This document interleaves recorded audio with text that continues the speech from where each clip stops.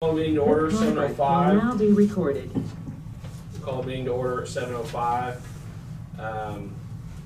Dwight Fleming, Here. Brad Gorsuch, Here. Kathy Enlow. She's here. She was muted. I'll come back to her. Jim Schmidt. Here. Mel Fleming is coming. William Kropa. Here. Chase Gann. Here. Larry Cushenberry. Here. Glenn Thiessen is absent. Sharon Olmstead, our secretary. Here. Brandon Meyerhoff, recording secretary. Here. Russ AV, our planning consultant. Do we have the online people with us? We have. I see Russ is logged in. Yes. Russ is here. Kathy is here. They have both sent me a message, so I know they're present. Okay, we'll go ahead with that. Item number 2, record of proceedings of the February 25th, 2021 meeting. Does anybody have anything to change? Add, delete, approve? Make a motion, we approve the minutes. Second. Been moved and seconded to approve the record of proceedings from February 25th, 2021. All those in favor say aye. Aye. Opposed, same sign. Motion carried. We'll get into the thick of it. Item number 3, discussion pertaining to solar energy conversion and alternative energy regulations. Hang on just 1 second. I'm not sure that our sound is working quite right yet. Did we lose them? We can pause. Sometimes there's a mute on this side. Looks like it's muted on this side. There you go. Unmute all.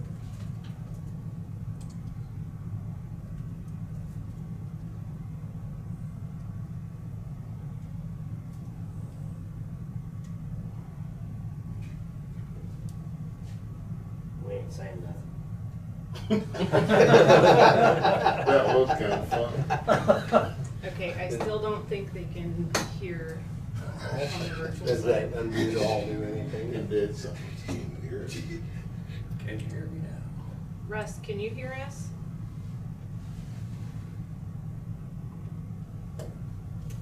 Apparently not. Can you type him like a text or a? Did they Yeah. respond? It did. She texted, when Did it they was quiet, respond she to your texted, message? can you Yeah, hear us? Kathy can't hear. Russ, I don't think he can hear us either. Turn your speakers on.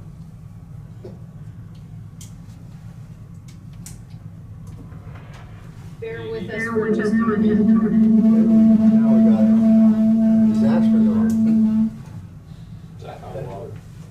Okay, I hear they could hear the recording message from the app, but nothing from Us. our microphones. Oh, So the mute. Can you hear the microphones now? Test.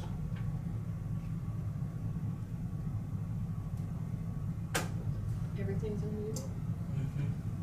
Well, it shows that they're all muted, but Have to reboot? I,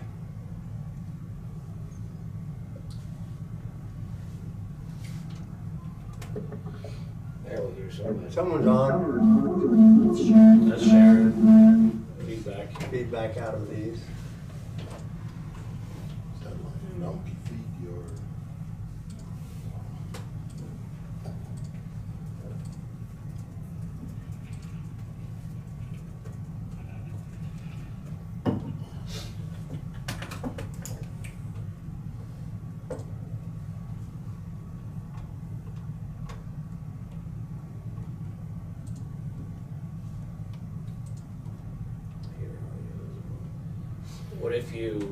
What does it do when you, like, it take us off of being live and then put us back on? try to reconnect it. Yeah. Back when we do that. Hang on just a second. That's why I come here. I'd be going nuts on one computer. What did you say? We're going to log off of the meeting? Yeah, I'll log on, reboot them back on. See if we can reboot it. Technology's great till it doesn't work.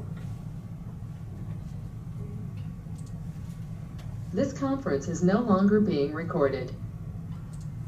Now we can talk. You've been up around the windows like there's something going on cutting them. Sound like cattle being gate slammed. Have you heard that noise yet? I've heard. Yeah. They seem greased up. Well, I got some more fuel tanks sitting on the ground, and when it get hot, the cold, the temperature change, you'll hear it pop. There's a windmill doing that. Oh. Cause my wife said, your tanks are popping. I said, no, they're not. We was down the other day, and you definitely could hear it get about Other sound. every 10 or 15 minutes. Pop, sounds like a cattle gate slam, a little bit. I'm like,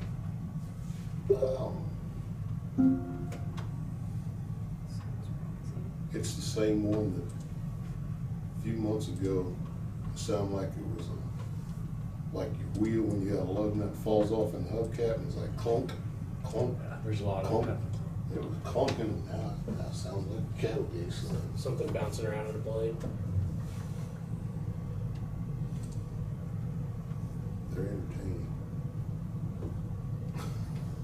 They're very intimidating.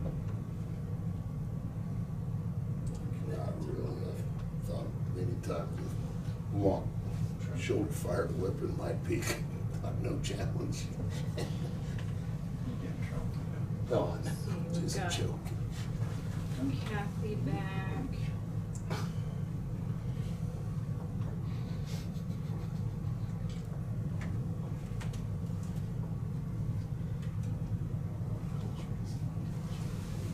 Yeah, nobody's got sense of humor.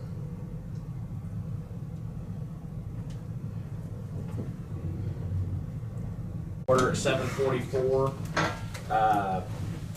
Dwight Fleming, Here, Brad Gorsuch, here. Kathy Enlow, Here. Jim Schmidt, here. Mel Fleming is not here yet. William Kropa, here. Chase Gann, Here. Larry Cushenberry, Here. Glenn Thiessen is absent, Derek Belton is present, Sharon Armstead, Here. Brandon Meyerhoff, Here. Russ Avey. Here. Perfect. Record of proceedings of the February 25th, 2021 meeting. Does anybody have anything there?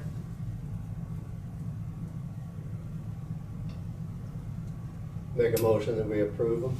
Second. It's been moved and seconded to approve the minutes as presented. All those in favor say aye. Aye. Aye. Opposed, same sign. Motion carried. Now, item 3, discussion pertaining to solar energy conversion and alternative energy regulations. I probably will kick this, I think there's been some solar farms going in, not in this county, but in neighboring counties. And I think we know this has probably been coming our way for a while. And I think the point of the discussion today is to maybe get a direction, possibly get some thoughts on some possible regs to look at, to maybe use, and kind of go from there. So I'll kick it over to Sharon. Sure. Yeah, just some preliminary discussion. Obviously, we won't be voting on anything tonight, but taking a look at where, where should we be with solar regs? Do we need to start looking at other counties and see what they have implemented? Are there any thoughts from the board? I'd actually mentioned that quite a while back, that we needed to be proactive and start the process and make sure that we were doing due diligence and be prepared. I'd support it. Okay. Yeah, I agree with that. What I was gonna say is there's one that's just been completed on Highway 4 west of Lynchburg. I don't know if anybody's been by there and seen it or not. But one of the things I've noticed about it, that I'm like, wow, that doesn't look like a good plan, is it seems to me like you wanna put something underneath it that wouldn't grow like grass that you can't mow because you can't get underneath these panels and stuff. And it's looking nasty. Because it's like all these panels floating on top of weeds because all this rain and stuff. I don't know how in the world do you ever get under and mow it, but that would be a consider. I mean, and that's backwards, I'm sure, of where you're coming from, but just because I've seen that. So like a ground sterilizer. Yeah, or like parking lot rock, or, I mean, you know, something that's maintainable. Herd of goats? Yeah, or something. Yeah, no, I read about one in Georgia that they run cattle in there. Yeah, if you set them higher, You set them high enough. that would work, but that's what I'm saying. They've got these things set where you can't mow under, you can't do, it's just gonna be, Cattle would be sitting underneath them all in the sun. Something more sudden, Shade. isn't it? yeah, you know what I'm talking about? Well, I think probably what we're kind of after, I guess, is getting started a process here. That way, if something does come in the door that somebody wants to build one, we're not just like, oh crap, what are we gonna do? So, I mean, maybe it's as simple as we get some examples of some regs and go from there. Maybe it's, you know, rather than start grabbing at things in the dark, I mean, we wanna roll back to where our job is land use, and so that's, you know, land use and setbacks and that sort of thing. And so I think that's probably where we wanna head. As I've thought about it, reflected on it, you know, it's like, I would welcome some input from someone like Russ to, you know, what's out there, what's working, what's he seen. If he's seen it, or not seen it, you know, that's where we need to start, or find some resources that have some experience, talk to, you know, other counties, what are they doing? Sharon, am I correct? There's some neighboring counties and close counties that have rigs in place. Some do, some don't. Yes. Just Butler County. I mean, I'm not to put you on the spot. I'm I not know there's sure some if going they- down in Butler. Yeah, There is a- one built just south of our county. Harvey County Harvey does. County, now, there's some went. This Over might be on a better First Street in question Harvey for County. Russ. Russ, you can start your clock now. I started my clock 5.5 when I heard Dwight talking about me. I didn't think you could hear us then. I know. Doesn't count. It's a good thing nobody can hurt my feelings.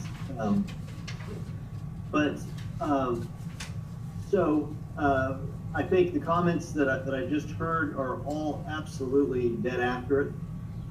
Solar, as we know, is well behind other renewables, especially wind energy in Kansas. I just read an article the other day in preparation for this meeting where Kansas, like with wind energy, Kansas is a top 10 state for the number of sunny days a year. And so I think the expectation is that over time, in the near future, I should say, that we're going to have so many more of these solar projects come into our communities and our counties. And so, yeah, the natural look now is towards guidance on regulation and what each jurisdiction should be paying attention to and what our obligations are to our communities, et cetera, et cetera. One of the reasons Kansas lags, honestly, probably the bottom 10 in solar energy rollout is the lack of incentives from the state. And that's nothing that we can control, that's nothing that's neither here nor there, but that kind of it sets the background as to why we're dealing with this now in 2021 and maybe not in 2018 or 2019, a few years ago. So I have had experience directly with one solar farm that sat on I believe, 40 acres. That was an old city landfill for the city of Osage City in Osage County, where I'm also a consultant. Osage County operates under very, very, very similar regulations to ours. They utilize CUPs. And so the city of Osage City came to the Planning Commission with a request for a 40-acre solar wind farm to power or to supplement the city's power grid. So that is kind of Was that a wind farm or representative of solar? what I would consider a mid-sized facility. That's similar to wind farms. These things can be broken down into categories. Single-use rooftop mounted for the farmstead to utilize.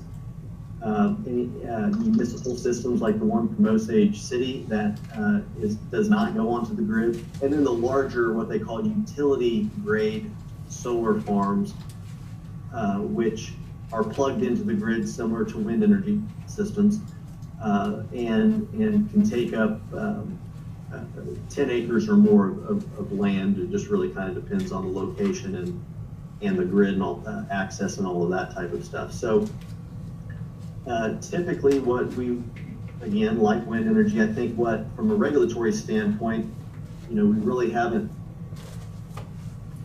dealt with regulating self-serving facilities, single-use facilities. Typically, most jurisdictions around the country allow them by right. Moderate size and larger type of facilities would require a special use permit, a conditional use permit, some sort of zoning action, and are regulated. Now, having said that, and the second experience I've had with them was for the Wichita, or the Mays School District in Sedgwick County wanted to have I believe maybe a 10-acre solar farm for a number of reasons, alternative power, as well as for educational purposes, kind of a pilot site, if you will. And they developed theirs, or they got approval for conditional use for their installation about the same time Sedgwick County a few years ago voted to basically ban wind energy systems from coming into Sedgwick County.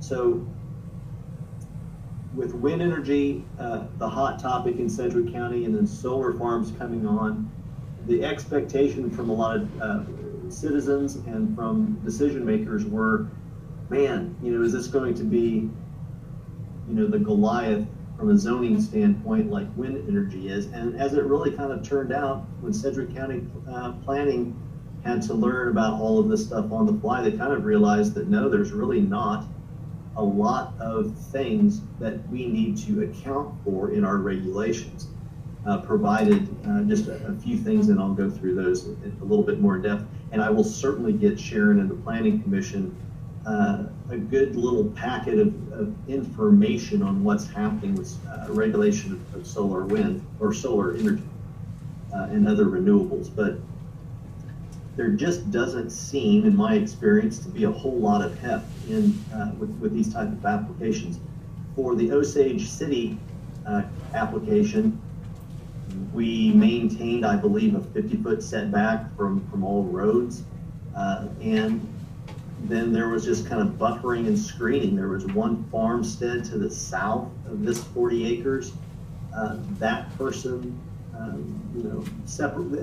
that person's property and the solar farm was separated by, kind of a 200-foot draw area, and what would basically amount to a double hedgerow.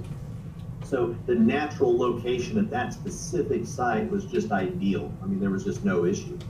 And the fact that it was a good reuse of an old municipal waste landfill was also a fantastic element to that case. And so that everybody loved that. It got overwhelming endorsement and approval, and it kind of made me think, maybe there's not a lot to these things. And then in the subsequent week here, I've taken a look at a lot of things that the APA, the American Planning Association, provides for guidance.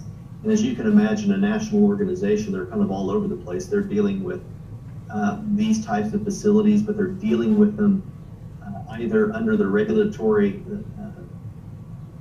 heavy-handedness of like the West Coast or the extreme population density of the East Coast. All of those things we don't have to worry about here in the Midwest. So what I would initially just throw out there for your consumption before I roll out information of the general information to the Planning Commission here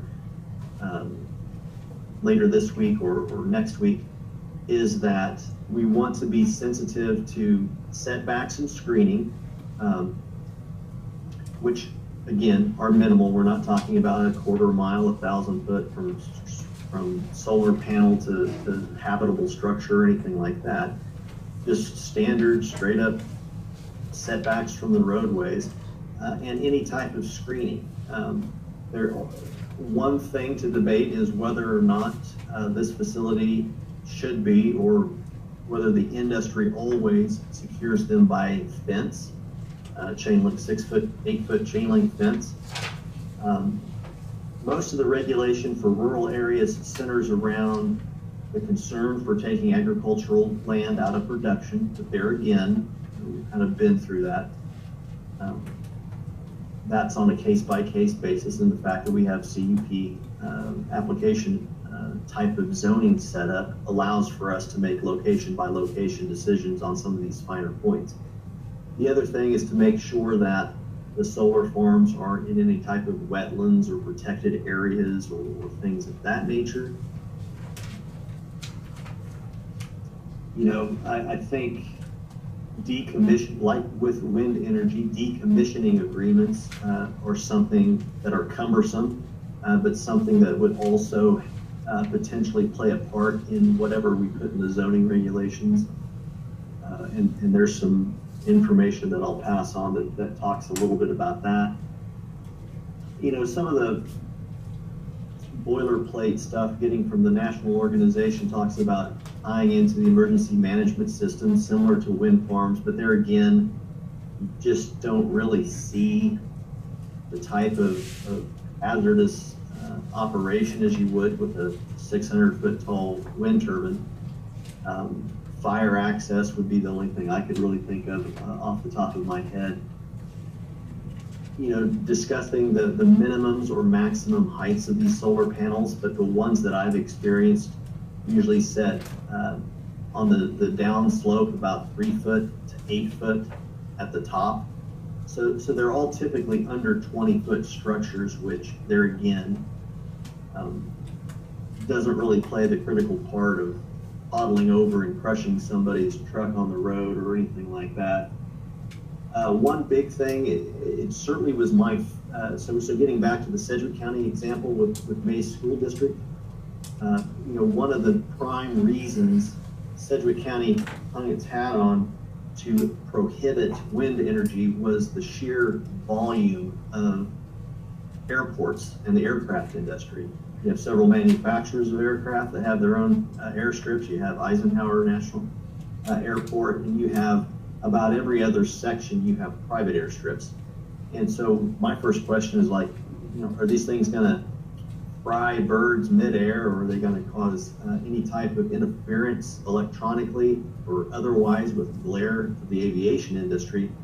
And from everything I have heard, the technology, the construction, the materials these panels are built out of are anti-reflective. They don't generate heat off of them, so there's very low fire hazard with the exception of perhaps an electrical fire. So all around, they seem to be a fairly innocuous land use, with the exception, and again, depending on the location, that they take up a big footprint. And so there again, you're taking agricultural land out of production based on the footprint of these facilities. We don't get into this in Kansas, but there are certainly many areas that may have interest in protecting view sheds or other scenic vistas as you drive through the Flint Hills. You know, you can come over a hill and then you see an open valley in front of you. You know, the question would be, would you want those things on the north side of the valley facing south to encumber the view? Now, view shed protections and those types of zoning tools, one can imagine in a property rights first state, that there's not a lot, if any, of those types of regulations in Kansas. But those are considerations. So large scale, large footprint. Other than that, they seem to be pretty straightforward type of facilities. APA makes the designation, since they call them multi-generational types of land use, kind of like a wind farm. They're going to last for 50 years perhaps or longer. So that's what really kind of pushes the decommissioning agreement into place. So what happens with these facilities? Again, oftentimes the salvage value of the materials that go into these panels are worth the cost of the developer or the operator to decommission the sites. But you know, those are the primary concerns and the ability, you know, kind of the places within the regulations that we could focus. But as it would plug into our regulations, I would think that, whereas we have a separate chapter on wind, I think someplace in the conditional uses enumerated section, as well as the performance standard chapter, would all get you know, maybe a half a page worth of basic requirements of these types of facilities. So I see it as a fairly easy plug into our regulations. We already have the conditional use permit process and the benefit, all the benefits that come along with that, being able to make determinations on land use on a case-by-case basis and on a location-by-location basis. So that's kind of my initial 2 cents on solar. Russ, I have a question.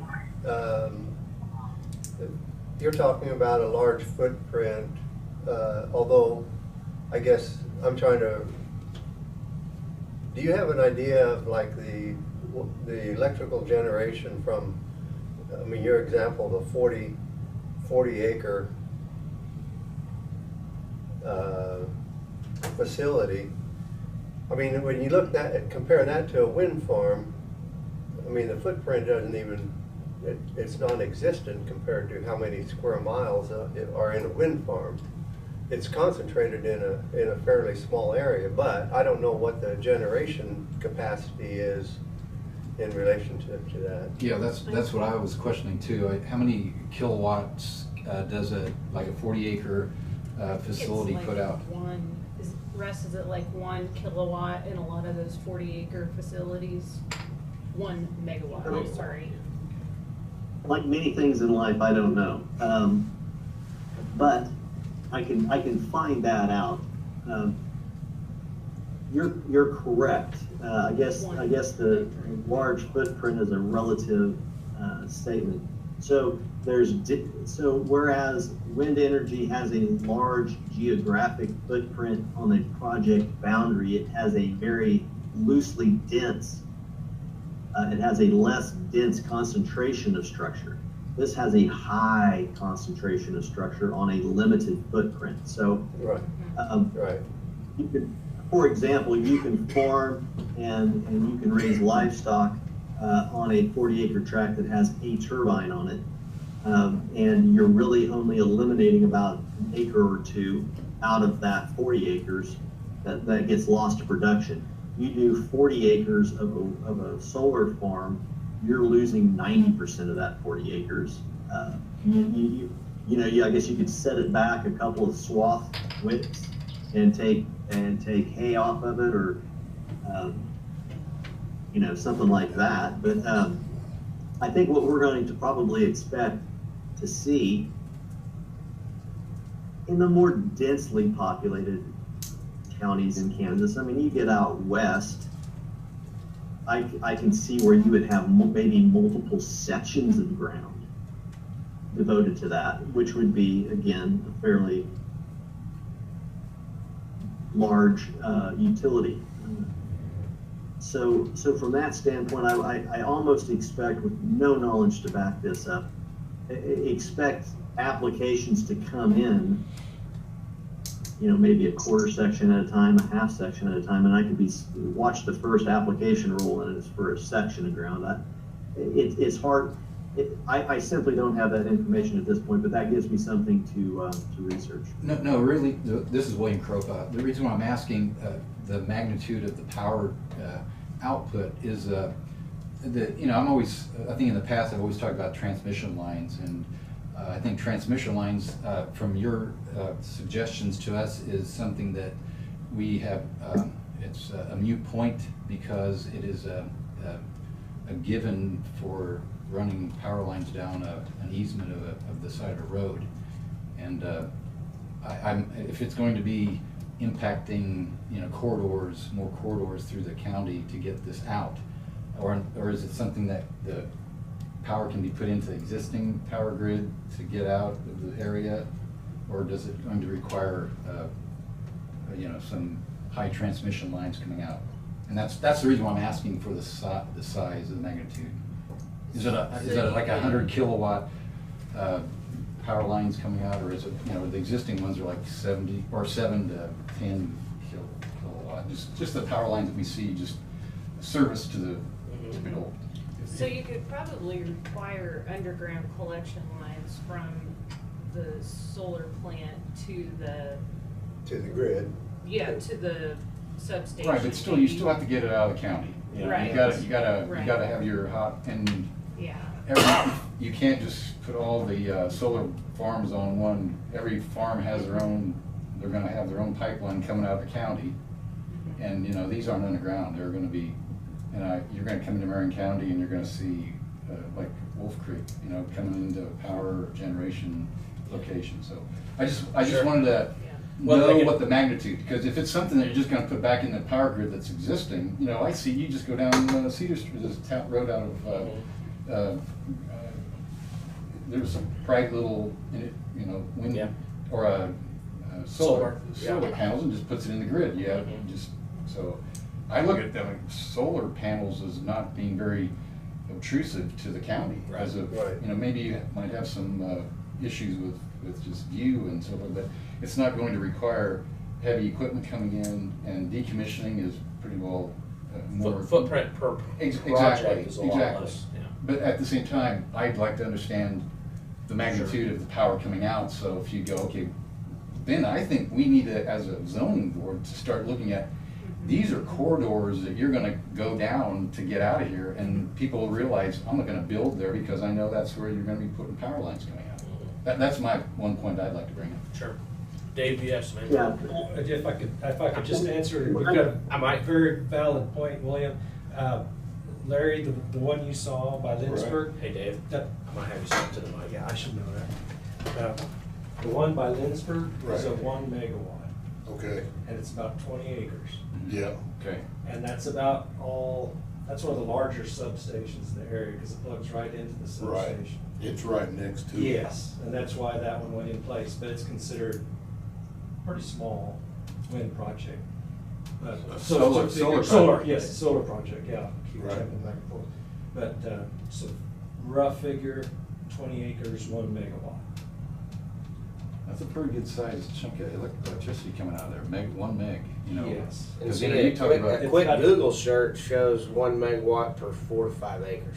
It takes a little more than that. So there's gonna be some substantial transmission lines coming out of it. That's. So the Diamond Vista project covers about 55,000 acres, But it took about And it's- 100 acres out of production. 100 acres out of production. It's a 300 megawatt facility. Yeah, you'd be looking at 6,000 acres. To compare that to a solar. To a solar. Mhm. And not realistic. Solar is definitely the smaller producer and always probably will be. The one thing that solar touts over wind is that it corresponds, it correlates nicely with peak demand. So I think one of the thoughts repeated in my research to date has been that the good thing about solar is when it's generating at its peak is when we are using at the peak, specifically hot sunny days. And so if it's a hot sunny August afternoon, everybody's air conditioners are on, but so is solar. So it almost acts as more of a booster as well, as opposed to a primary producer. Well, like any other renewable in that scenario, but I don't think we would be looking at the production to offset the production of wind necessarily, Okay, if that makes sense. thanks, Russ. I guess But I also think that there are certainly going to be facilities that are going to be probably around the 25 megawatt production. And I don't know if that's an exact function of size, or if that's also a function of the type and design of solar panels. So we'll get more information to you on that. So I got a question for you. Do you think that that's something that probably would go along with solar power, that they're gonna look for where the substations are and place them there? Because if that's the case, then we could get a hint at where we're gonna be dealing with. Well, I'd just say, like the one at Lynchburg. Right. It's tying in, and it was built, as Russ said, for peak generation. It was built by utility to offset peak. so it's going into the local. So right now, the most bang for your buck on solar is shaving peak. So it's gonna probably be located close to their Close to the stations. substation. That was my makes- question. That makes the quick plug in. Right. You get the most. Which would return. address part of his problem of the corridor and all. Right, and that's just my Right. opinion from what I've seen is that's most likely in the short term. Right. But at the same time, that's not to say the utility scale ones aren't. And that's where, you know, if you guys look that over and what you think's appropriate. Sure. Right. Sure. No, I think, you know, kind of to summarize is maybe get some example regs out there in front of us, and kind of go from there. And I guess, you know, it's a little bit of a, you know, we're looking, like Dave said, we're looking at most of it's peak going into the grid, but we probably ought to keep our eyes open for something bigger, just to, you know, make sure we have all our ducks in a row for that, so. Yeah, my initial suggestion would be to regulate through the CUP process everything that's not a single personal type of rooftop solar, or Sure. you know, 8 panels out behind the shed type of individual user type of setup. I think everything else, whether whether Hillsborough wants to build one south of town and whatever, I think I think we can expect a mix of both. I'm not certain, and I probably can follow up with Osage City on how that project went, as well as Mays. You know, that could be something that you would see the cities in Marion County maybe come through the Planning Commission and Board of County Commissioners to set up if they don't own the land. But I think also we need to probably prepare for, and those facilities, again, in my limited experience, are very easy to navigate. The issue comes as was mentioned, excuse me, as was mentioned, that once we get into the larger facilities, we know from wind that they like to locate as close as possible to as large of a distribution line or transmission line as feasible, basically just to avoid the expense of how many feet of line they have to install. That may or may not take care of itself, but yeah, we can handle transmission. You know, we handle transmission within the site to the grid through the CUP, but we don't really regulate the transmission lines outside of an application, outside of those property owners obtaining easement for the installation, whether that's Evergy, whether that's wind energy or solar. We've left that up to the individual property owners to grant easements for the location of those types of larger connections. Sure. I have one other thing to add. Everybody, I think, got a copy of Rex's letter, but I was gonna also read it.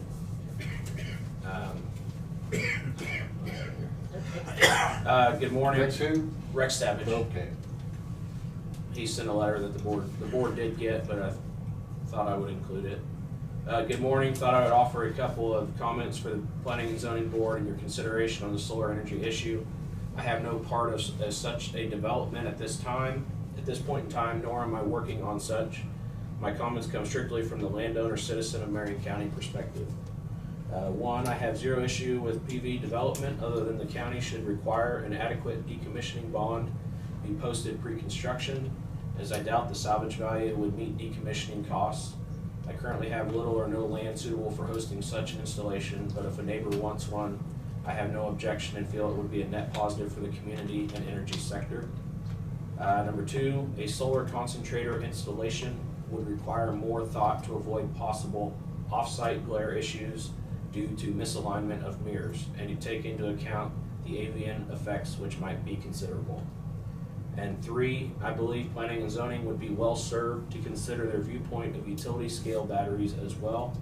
Depending on the technology used, there could be almost no effect on either the community or environment, or those effects could be more substantial. I strongly suspect this is an issue that will come up in the not distant future, as batteries are the natural complement to enhance renewable electrical supplies. Thanks for your consideration and efforts, Rex Savage.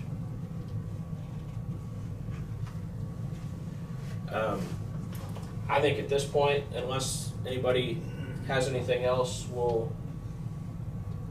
There is a public comment on the screen. Brian Jones, I would like to know when the discussing of solar regulations was publicly made available, published, so that the taxpayers and the property owners of Marion County could be available to give input on the discussion.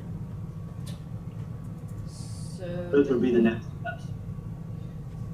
yes, So can I jump in really quick? sure. Yeah, so as with most things, we're bringing items 3 and 4 up for discussion to see if there's anything that needs to move forward. Once we get into that process, there will be the statutorily required public hearing on the proposed text amendments. We usually roll those proposed changes out so the public can absorb them and have a chance to react to what the Planning Commission is going to be ultimately recommending to the County Commission to adopt. So, yeah, this is step one in a multi-step process. basically, to top on to Russ's is we really don't have any regs for solar energy at this point, and that's what we're starting this process. So hopefully by the next meeting, we will maybe get some thoughts and some regs down, and then they'll be available for the public. As samples. As samples next meeting, that will be, that we will probably another meeting to allow the public to basically review them and give their input, so.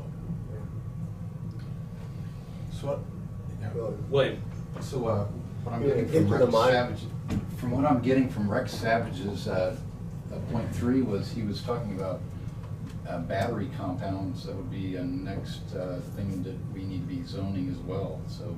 Possibly I think could be even something there. Wind farms would be needing some batteries because they can generate electricity when they don't need it, and this is all coming with this power generation. That would be, and that would be interesting to find out. I mean, I know Russ, is there any, that's, because there's battery farms. I mean, that's because you're going to start storing it now. You got to have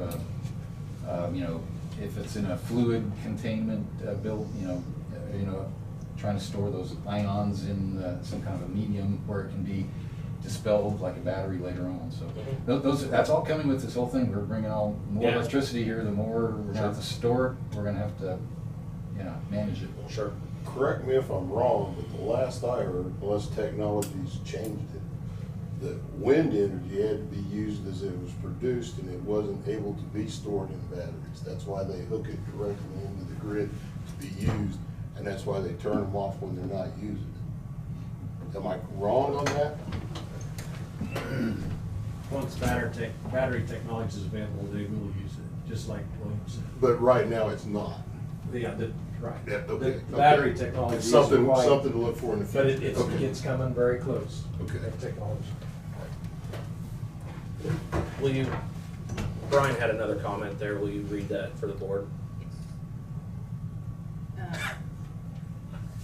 just like in 2016, when you opened the entire county to wind without public notice, any discussion pertaining to alternative energy should be no to the public prior to any discussion instead of hiding discussions. That was a public discussion. Unfortunately, there were a lot of people that didn't get engaged in it. It wasn't due to the part of trying to hide it. And I don't think we're trying to hide anything here. That's why we're having this meeting. We're having this discussion to start the process. We aren't deciding on anything. We aren't voting on anything tonight. It's basically here to start that road, start down that road, and there will be plenty of notice for any regulation changes as required. So at the commission meeting, the county commission meeting on May 3rd, solar was brought up, and the commissioners just requested that we hold a meeting this month and have a preliminary discussion only. Nothing will be voted on tonight. Just get a discussion started and start compiling information and getting some things put together so that we can present some sort of draft. And the public will definitely be involved in that, and there will be a public notice in the newspaper when we get to that point. But until then, these meetings are always open. You're always welcome to comment. I appreciate your comments on here, Brian. I'm glad that people are able to see the meetings and hear the meetings, and we can have this open discussion. My input towards the subject is it's great that we're gonna get ahead of it versus getting drug along.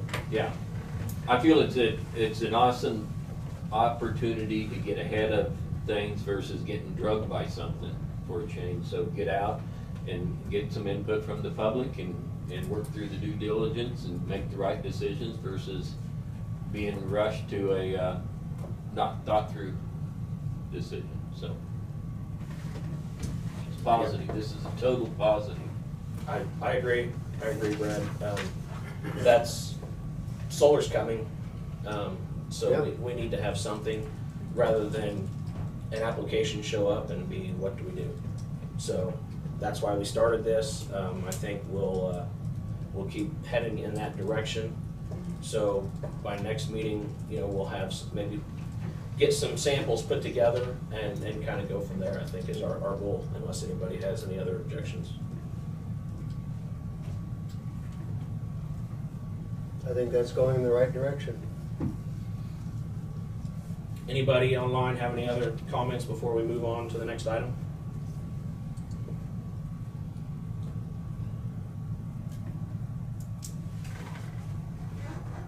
Smell needs to be in.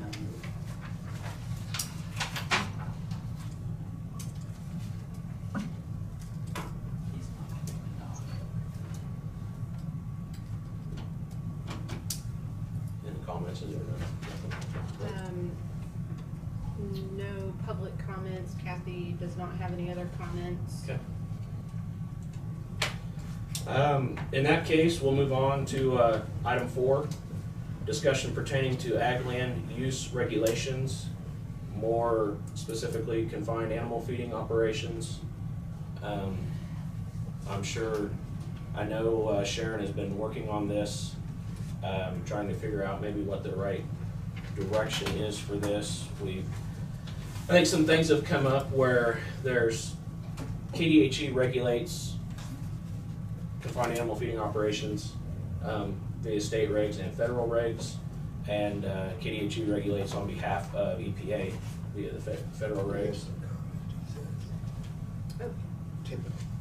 Okay, let me just pause here. Brian Jones says you missed a comment, typical. Brian, what comment? We didn't see it, Brian. We're sorry. We've seen 2. We saw 2 comments.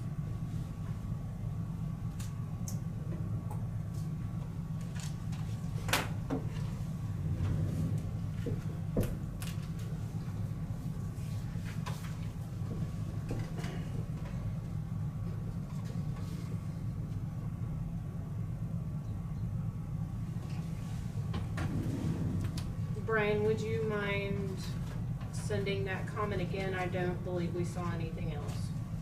Oh, okay, solar is only coming if you allow it. It could be possible that the citizens don't want this. I agree, that could be possible, but we don't know that without other public comment. That's why we're doing this process.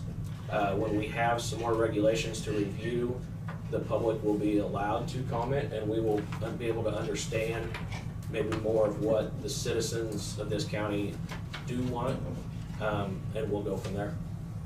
To clarify, I think what you meant when everybody's been saying solar's coming, we don't mean solar's coming to Marion County on X date.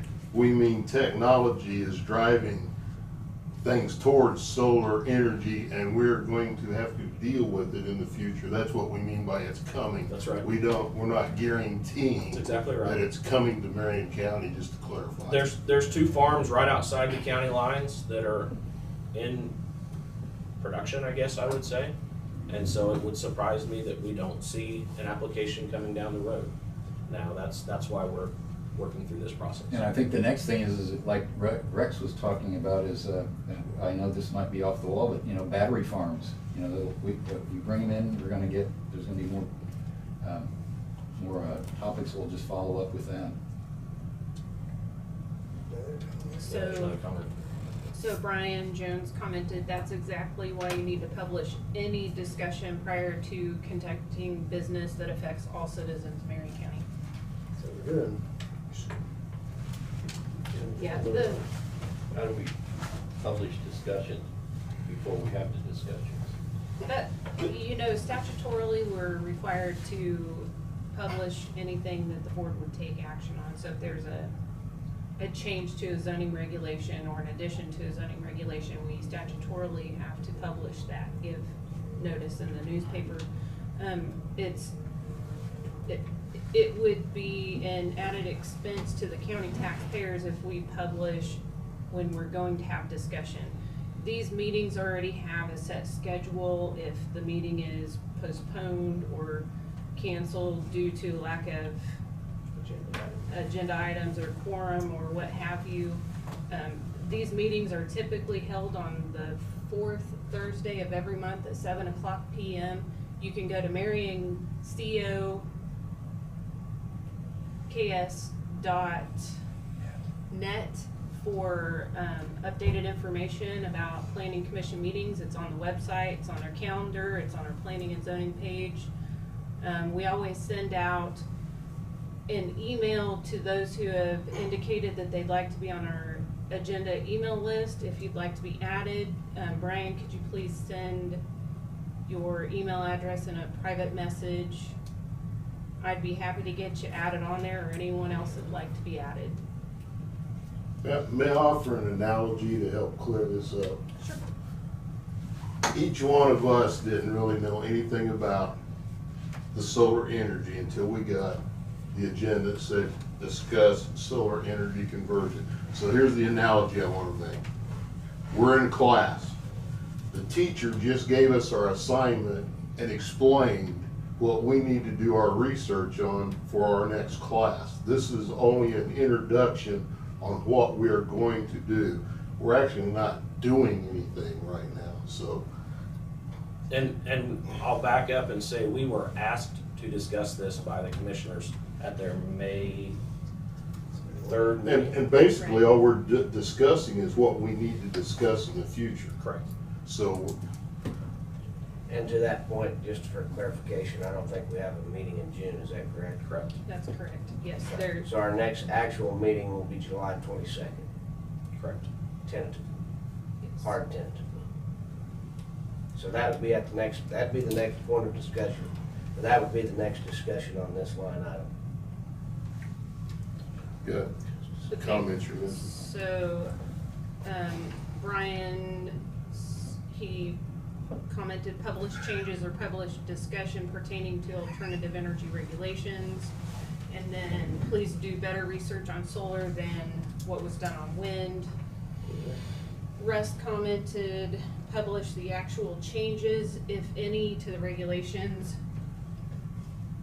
Sharon covered the discussion.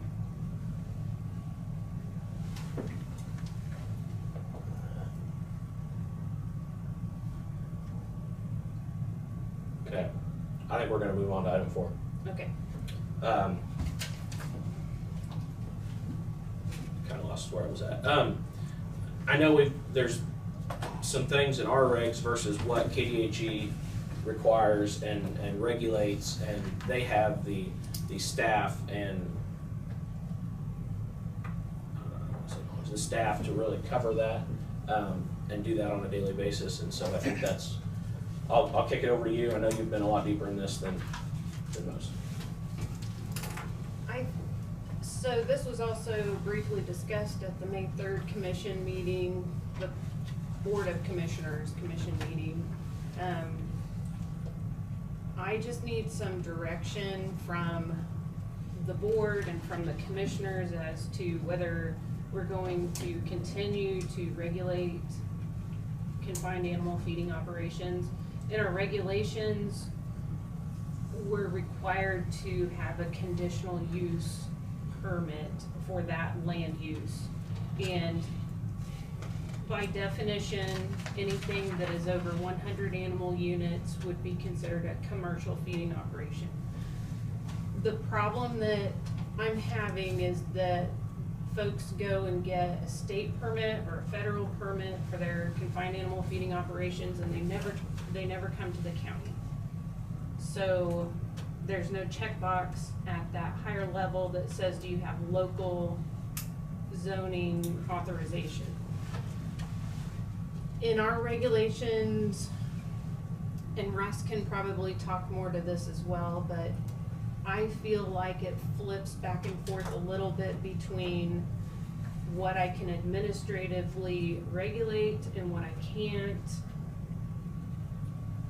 However, our regulations do make it clear that if it's a commercial operation, it should require a CUP. I have a hard time keeping track of anyone that's applied for a state CAFO permit. I mean, we would get into, I'm just gonna say a pretty good legal battle perhaps if we try to go back and get all of those operators to come back in and apply for a conditional use permit. Because we may be able to impose some conditions, but are we going to tell them, no, we won't allow that land use after they already have a state or a federal permit? What specific issue brought this to the floor? We actually have, I brought it to the commissioners. I think it's been something going on for a while. We've Like had what, some, just potentially an issue, or? I will see some of them come through on the water pollution control notices that they've applied for a state or a federal permit, and they've never came to the county. And then you have, So they go apply to get a lagoon. Waste management it's, system, yeah. Whatever, And- waste management and system. KDHE has complete jurisdiction over that. I cannot size their lagoons, I can't Right. regulate them. And the way you were saying, that's where I think it ought to be left to the state. I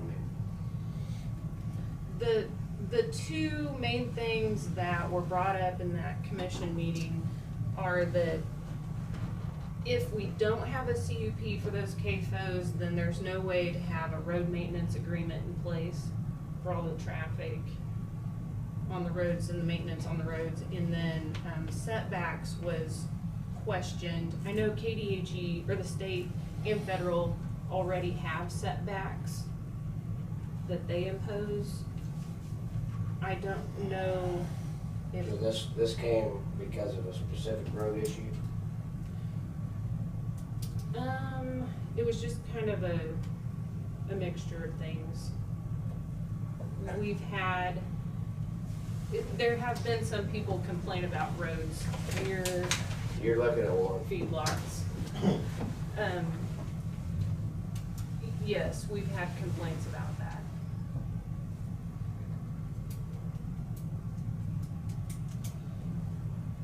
So I think what the discussion for today, I guess, is what's the opinion, this is going on as it is. Basically, we're getting feedlots built and finding out about it after the fact, sort of thing. And it's kind of hard to sink your teeth into that after the fact kind of thing.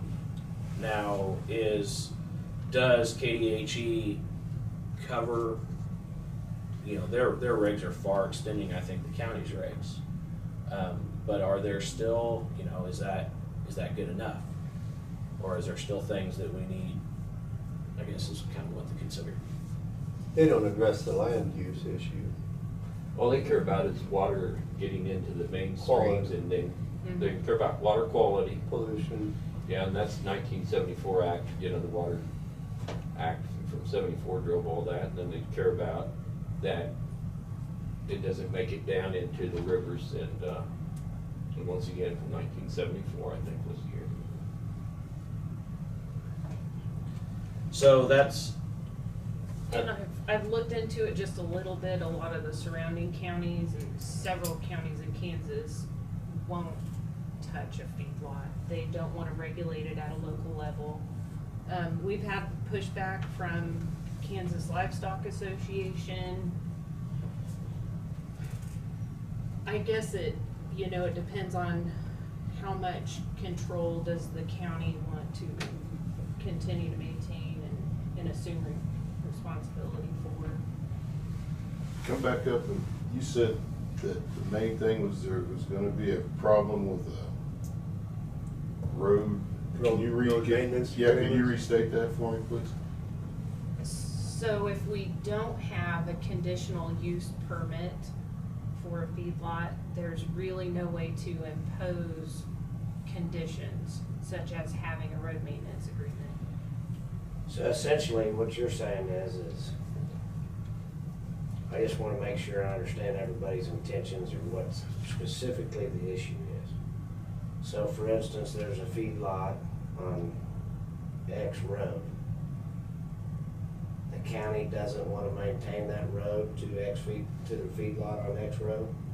Not Or necessarily. is the county wanting the feedlot owner to maintain that road? From my understanding, it would be similar to any other road maintenance agreement that we have, like with rock quarries or whomever that has a CUP. The extra wear and tear on that public road due to the facility traffic That's no itself. different than a tractor driving to a field to do their business. And that's what I'm asking for feedback on. Yeah.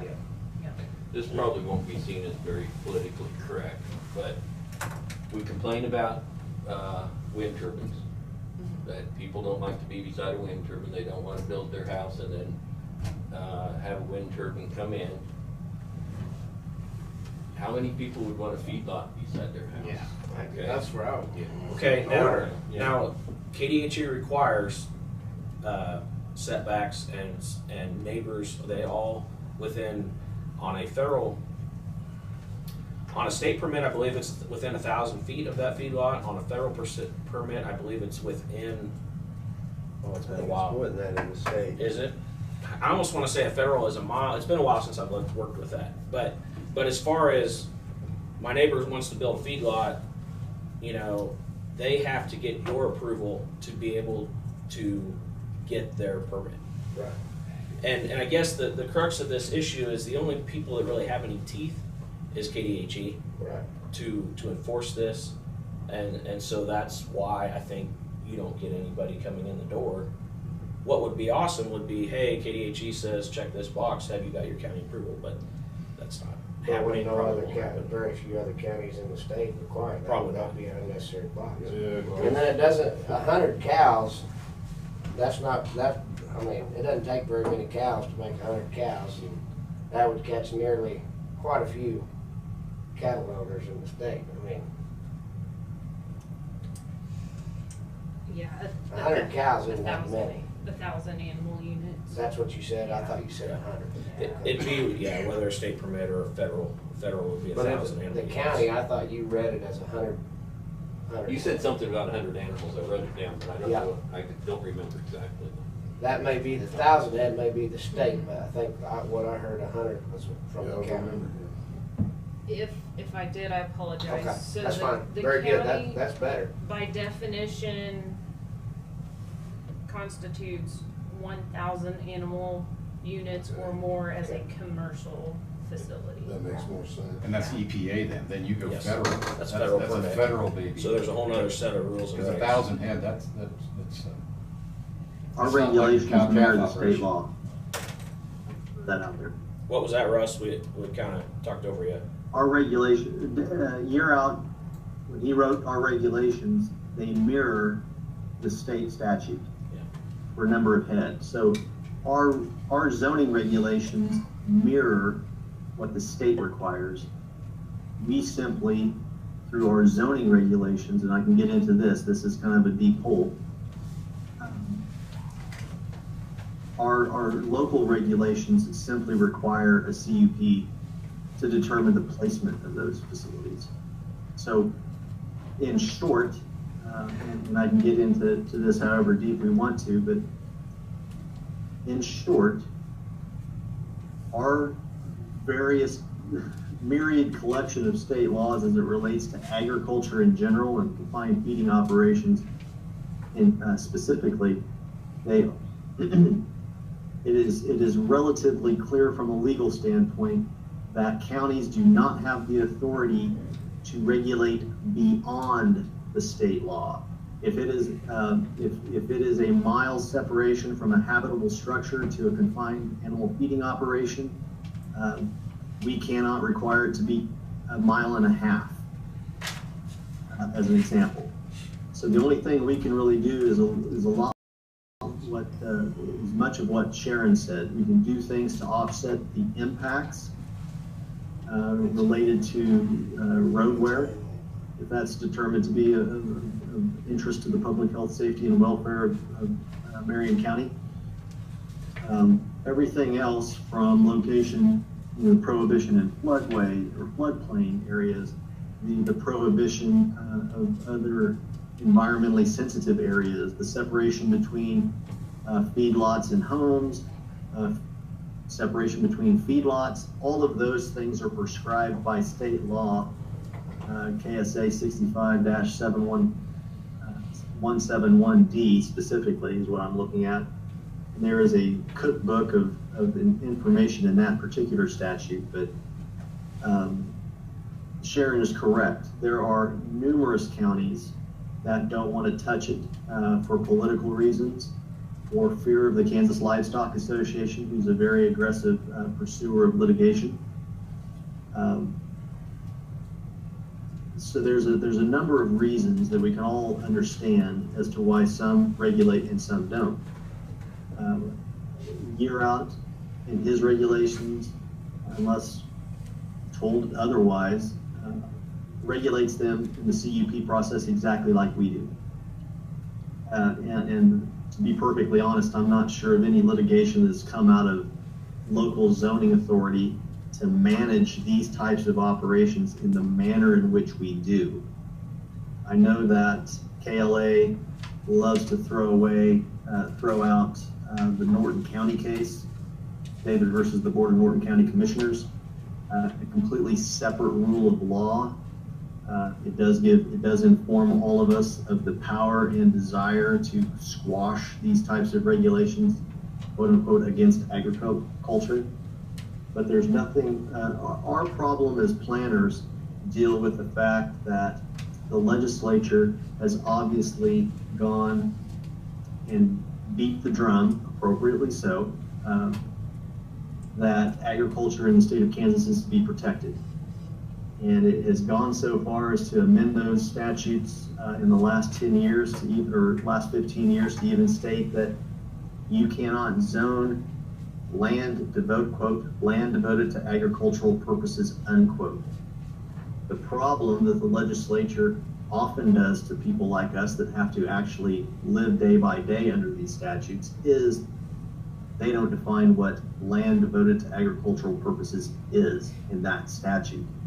So local jurisdictions have, and year out specifically, takes that to mean that we can define what agricultural purposes is.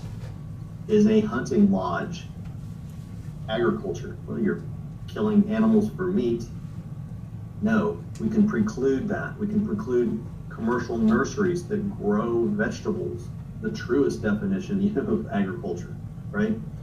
So each county has home rule authority to establish zoning regulations to protect the health, safety, and welfare of those citizens. And they have, apparently, that's a big use of the word apparently, the authority to define what land devoted to agricultural purposes means in each location. Now, that is standing on a rope bridge 300 feet off the ground. Legally, when you're staring down the Kansas Pork Producers Association, Farm Bureau specifically, and ultimately KLA, and the might that they bring to not only the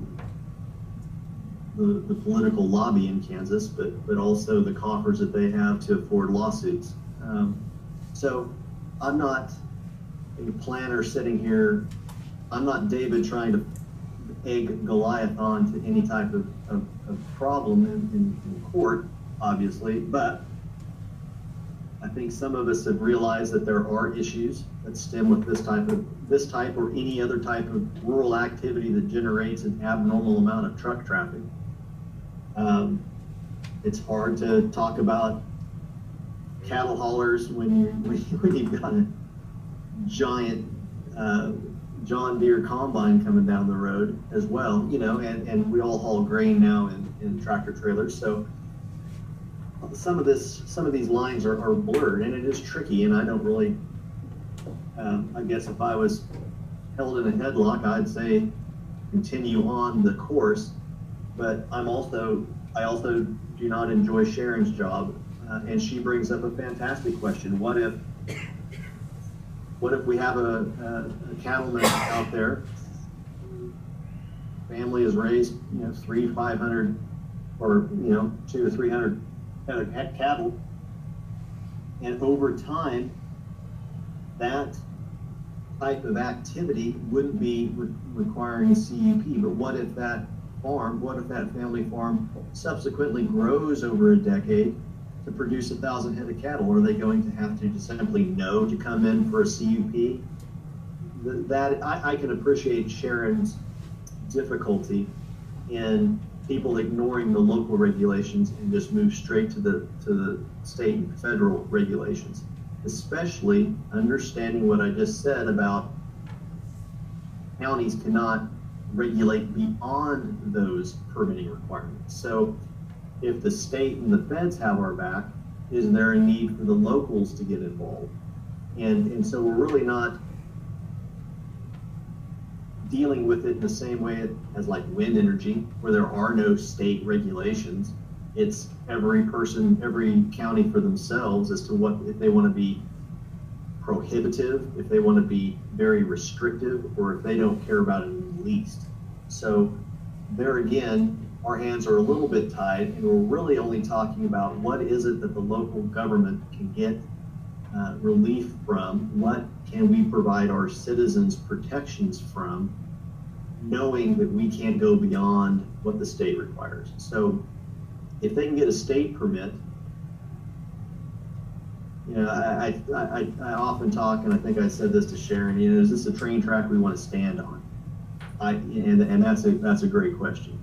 And I can appreciate, I'm not trying to downplay, although personally I have issue with KLA doing what they do, or I should say how they do what they do. But they are who they are. And my opinion certainly doesn't negate their power.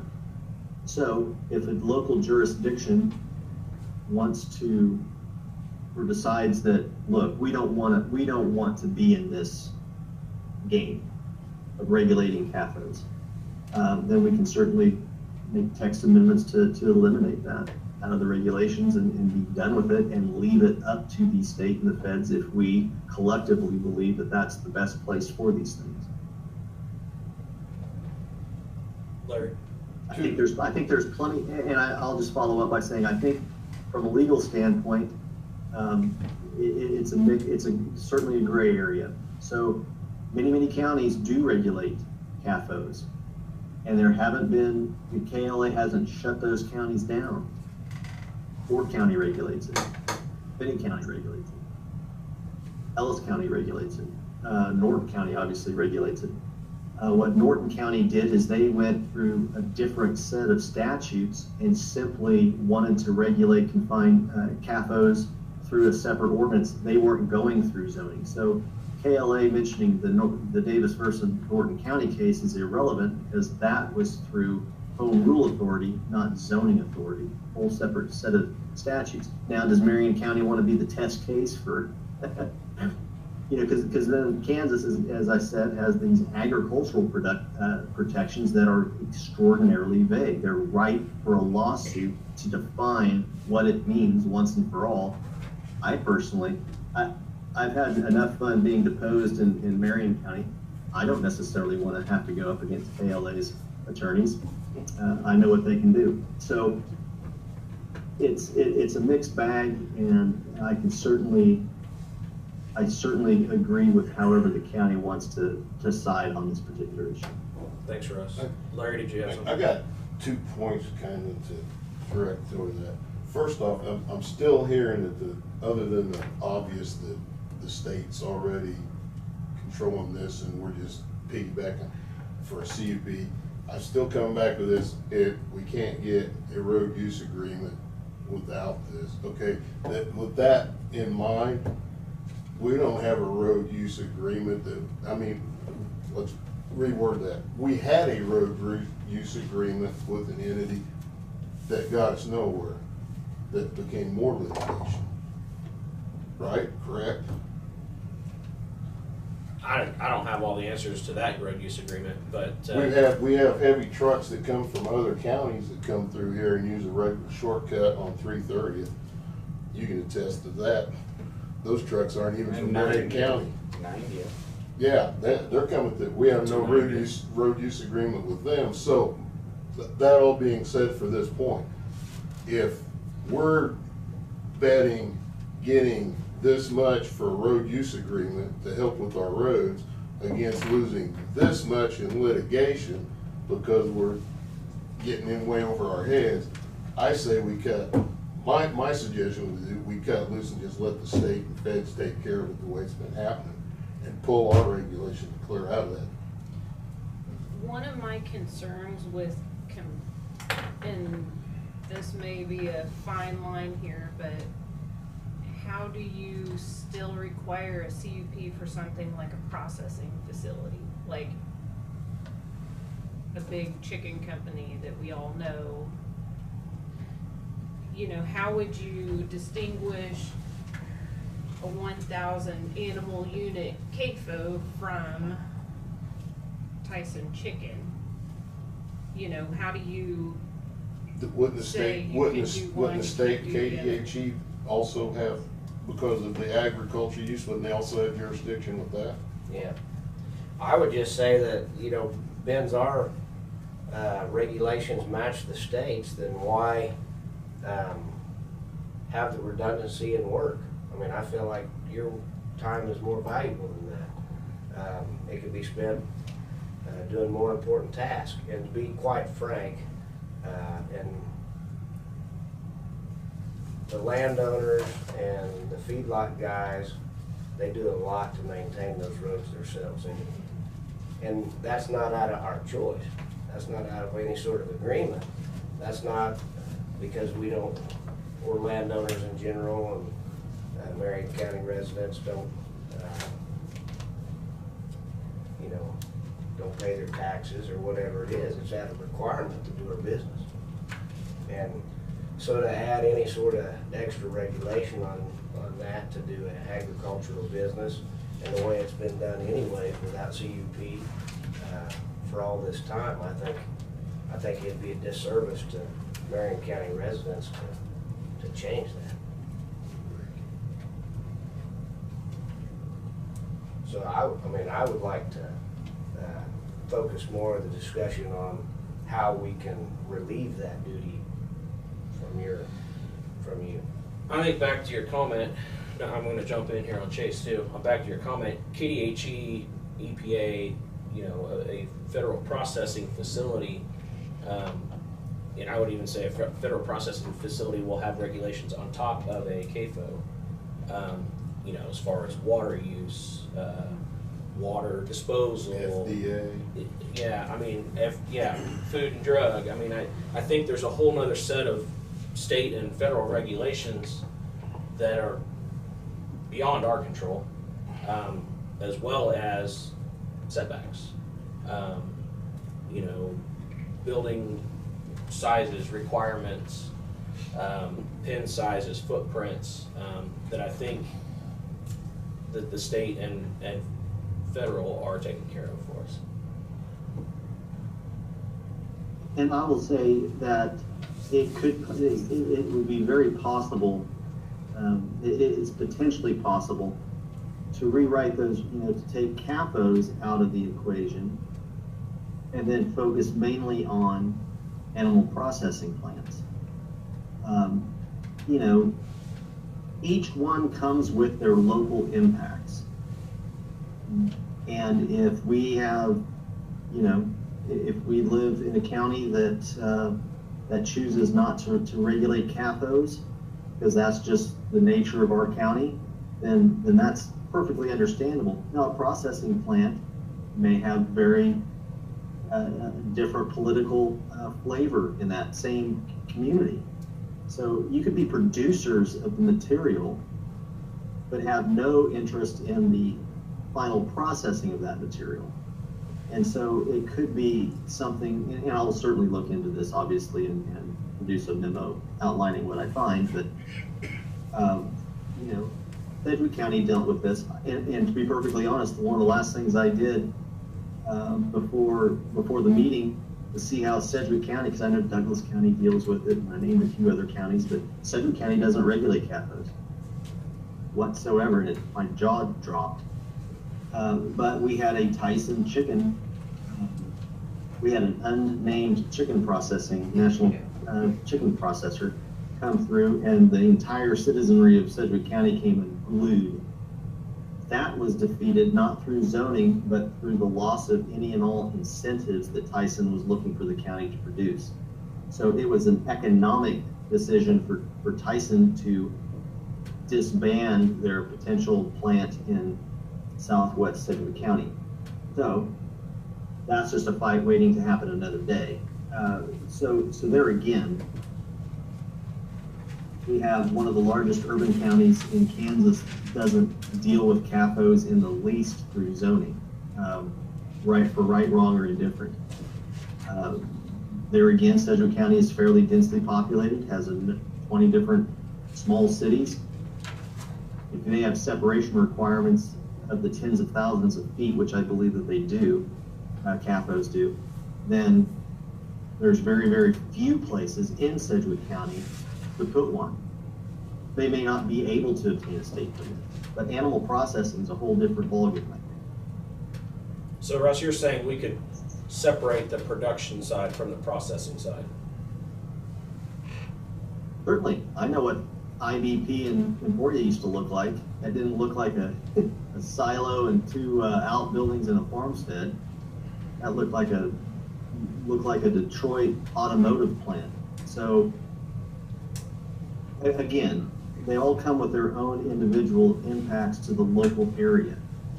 But if I am out, you know, if I'm out there by Lincolnville on my farm, I shouldn't have, it would be my personal opinion, I shouldn't have too many expectations if I'm getting Milo dust or soybean dust blowing in the fall on my house and I can't go out on my screen porch. Same thing with the smell.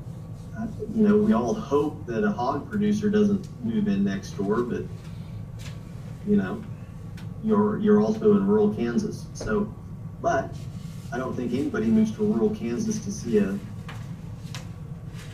3-story Tyson chicken processing plant. You know, to me, that's clearly something that can be regulated if that's what we choose. So if we want to, if we determine that the processing end of it is more contentious or more fearful of that type of use coming to our county, then maybe we can focus on that. And if, like I always mentioned here, if CAFOs have lost the political, the political desire to regulate CAFOs is waning, then certainly we can modify the regulations to account for that new political reality. And Russ, I'm going to jump in to clarify.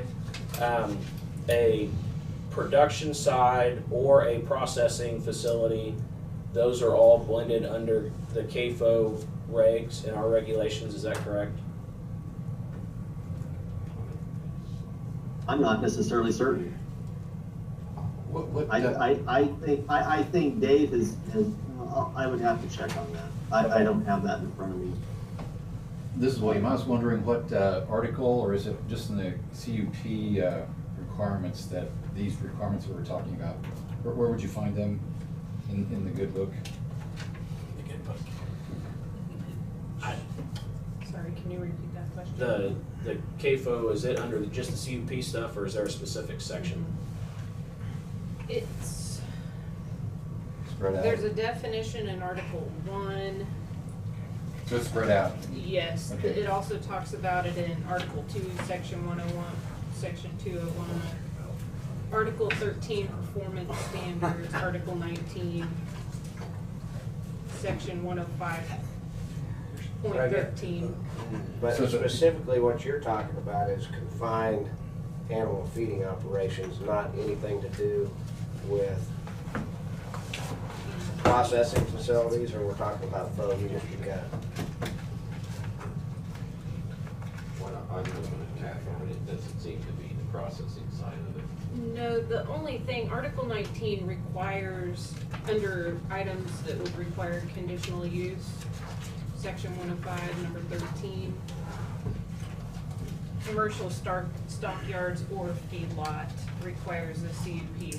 And if you look at the definition of what a feedlot or confined animal feeding operation is, that's where you'll find that in the definition.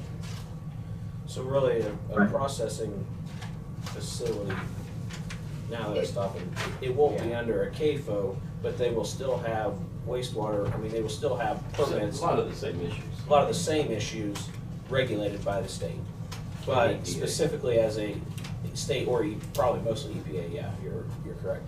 But specifically as a CAFO would be a confined, what it says, confined animal feeding operation. Yeah, I'm not sure some of the big hitters care less about the processing, care more about the CAFOs. Well, It's and I just think, what I'm reading through things. So it's the raising of the livestock, not the processing thereof. What'd you have, Chase? Still yeah, looking for- I just think it's important to stay on topic right here in relation to the confined animal feeding operations, and not blend the two, but deal with them separately. And I would imagine that a processing facility would actually be caught for a CUP for a variety of other reasons, irregardless of confined animal feeding. Sharon, were you talking about the commercial stockyard definition? Yes. So we do have that. So we could do away with the confined animal feeding operation definition, eliminate that from the exempt. Where is that? I'm having a hard time finding it. There are some other things in Article 19 that deals with CUPs, things that require a CUP. Like number 29 is greenhouses, nurseries, or hydroponic farms operated as a retail business. 44 would cover too. 28, grain elevators. Hang on just a second.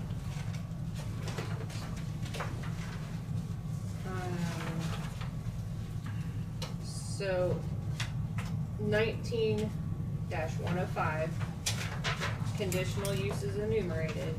The following conditional uses are some of the uses that may be approved by the governing body as provided in this article. So, according to this, we would require a CUP for, sorry, I'm reading through these. Number 28, grain elevators and accessory activities, which I'm assuming by grain elevator, they don't mean your. I'm thinking 44 directly, it's the Tyson type thing right on the head, because it says the manufacturing, processing, fabrication, or assembly of a commodity of anything except junk. Okay, just to stay on topic, we're at, in Article 19, 105, does it say confined animal feeding operations? It's implied somewhat in 13. Yeah, it's implied in 13. Commercial stockyard or feed farm. Yeah, okay, I see it. Okay, I would like to just stay on topic and talk about that instead of getting off topic and talking about processing facilities and grain elevators and all that. I mean, we could talk in circles. Okay. So, you're saying if you eliminated number 13, Yeah. that would just, Would that clear up the issues that you have retrospectively and futuristically?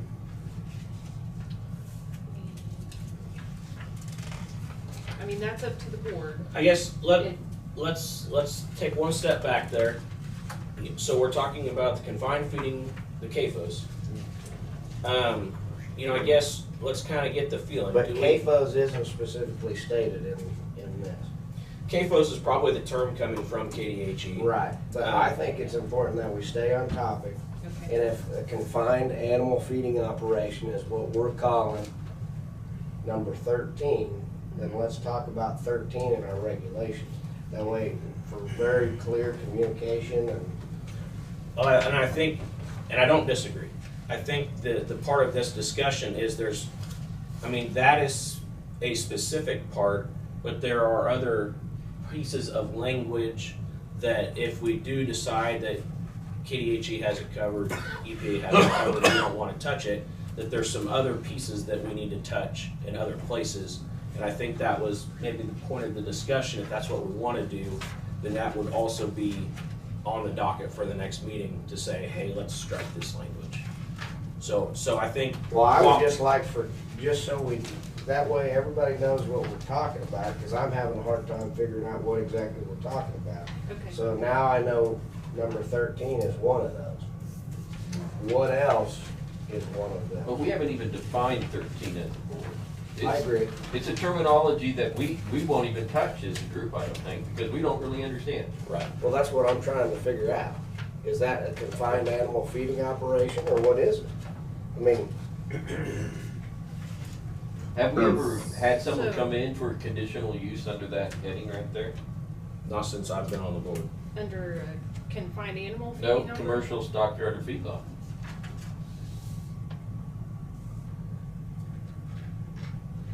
And what is the definition? 10 animals, 100 animals? Commercial is a very generic term. Number 94 in Article 1 definitions. So if you go to Article 1,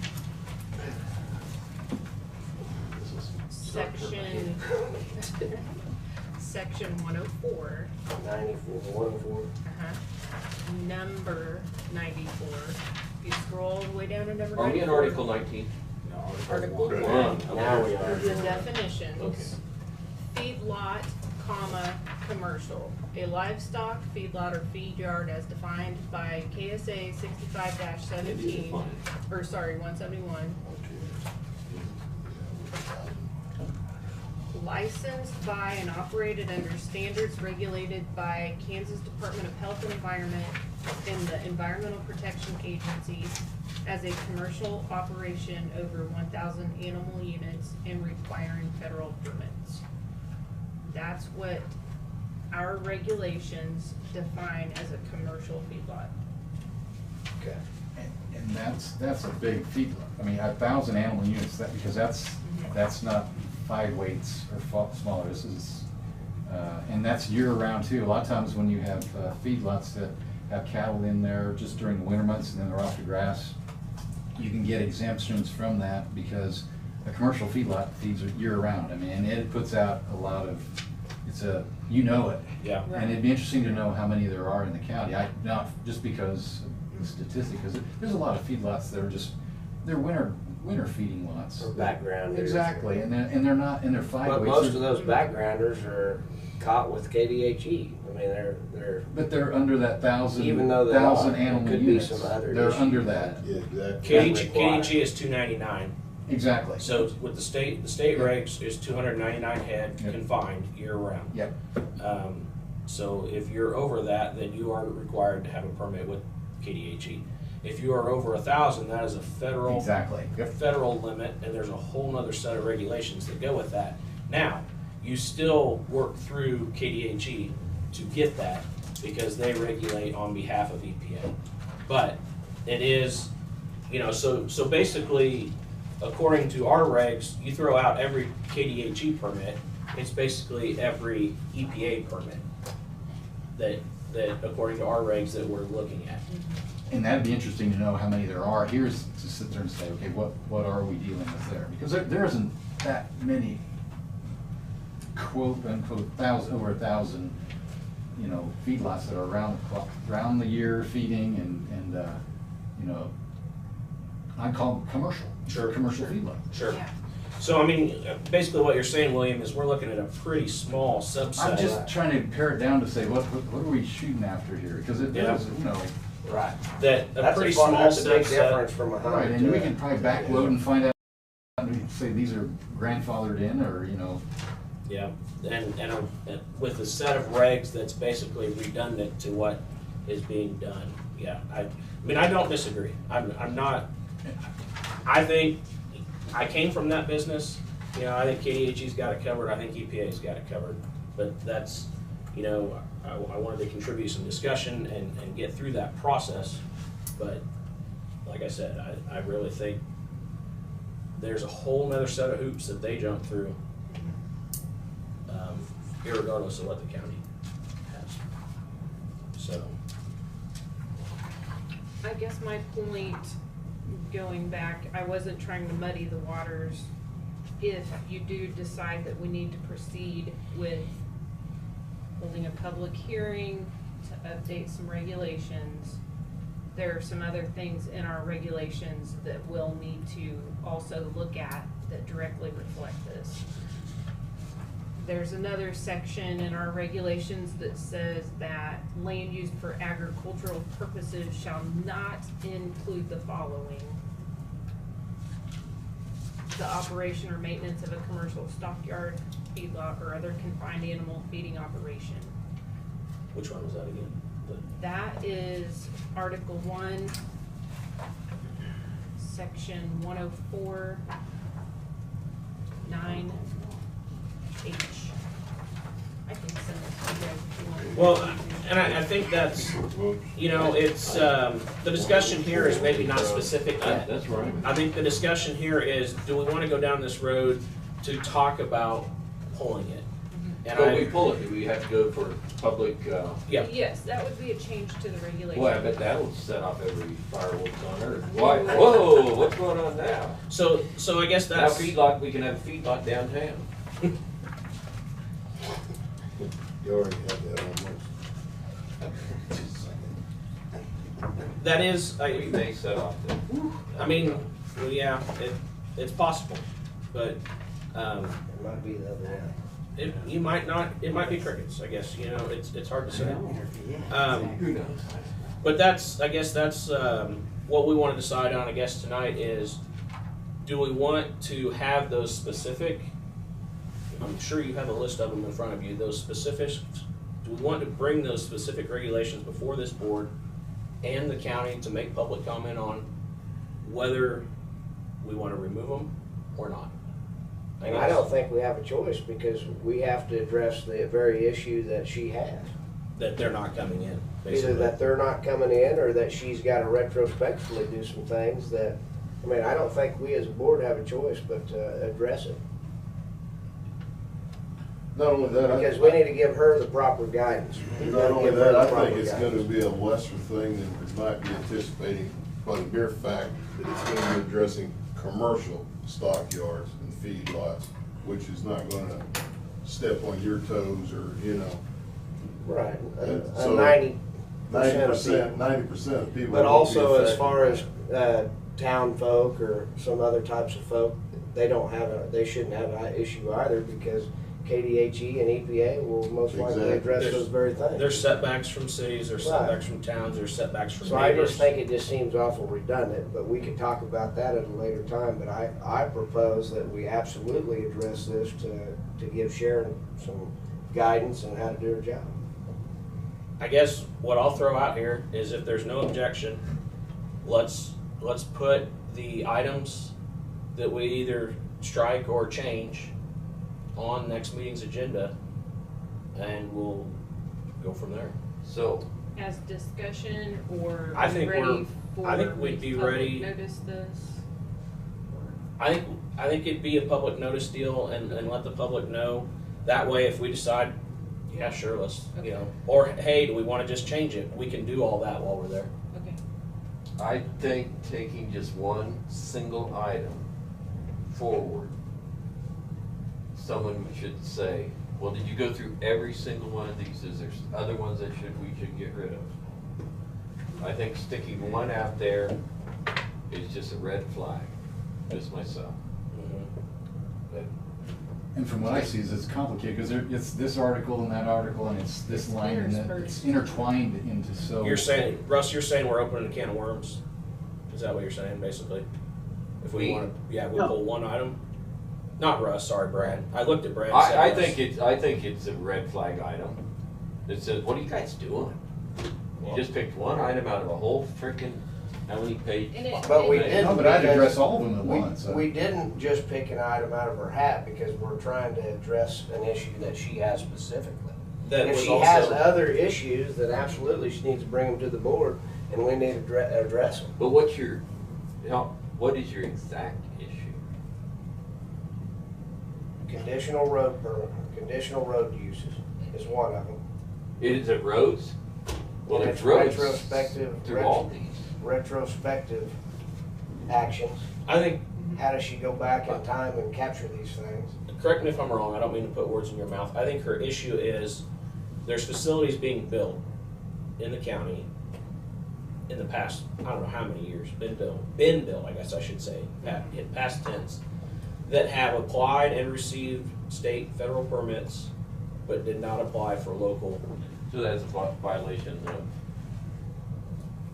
They would be non-conforming right now. They would be in violation right now because they don't have local approval. And But her local approval is more or less redundant of the state and federal approval. other than the road use agreements. Right. That's the only outlying factor.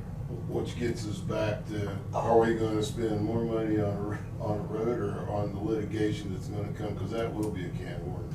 Whenever you go back and say, all of you people that have got your federal and state licenses, you're now non-compliant with the county, you don't wanna go down that road. Well, and why do we wanna do that to our, Cause that's to our confrontation. economy? Right. Why do we wanna do that to us? Exactly. I mean, what is Marion County? What's the number one economy in Marion County? So that's who we are as a county, and that's what the planning and zoning board is we help guide who we are as a county. That's exactly right. But whatever gets you out of that predicament of having to go back, that needs to be addressed, because that's I mean, a landmine you don't wanna step on. I'll do whatever this board and the county commissioners direct me to do. It wouldn't be the first bull I've got to take by the horns. But You'd be shut out of the can. I do want to jump in just for the board members who are online, just to make sure we aren't missing any comments. I know Kathy's hanging out there, and Mel, I don't know if you have sound or not. It says he's not connected to audio. Okay, maybe he's just observing. I don't know if he can. But I mean, there's been a lot of discussion here, and I know you guys are there, and sometimes it doesn't translate, so I just wanted to make sure before, I mean, I'm getting a general consensus here. I think we want to review this next meeting.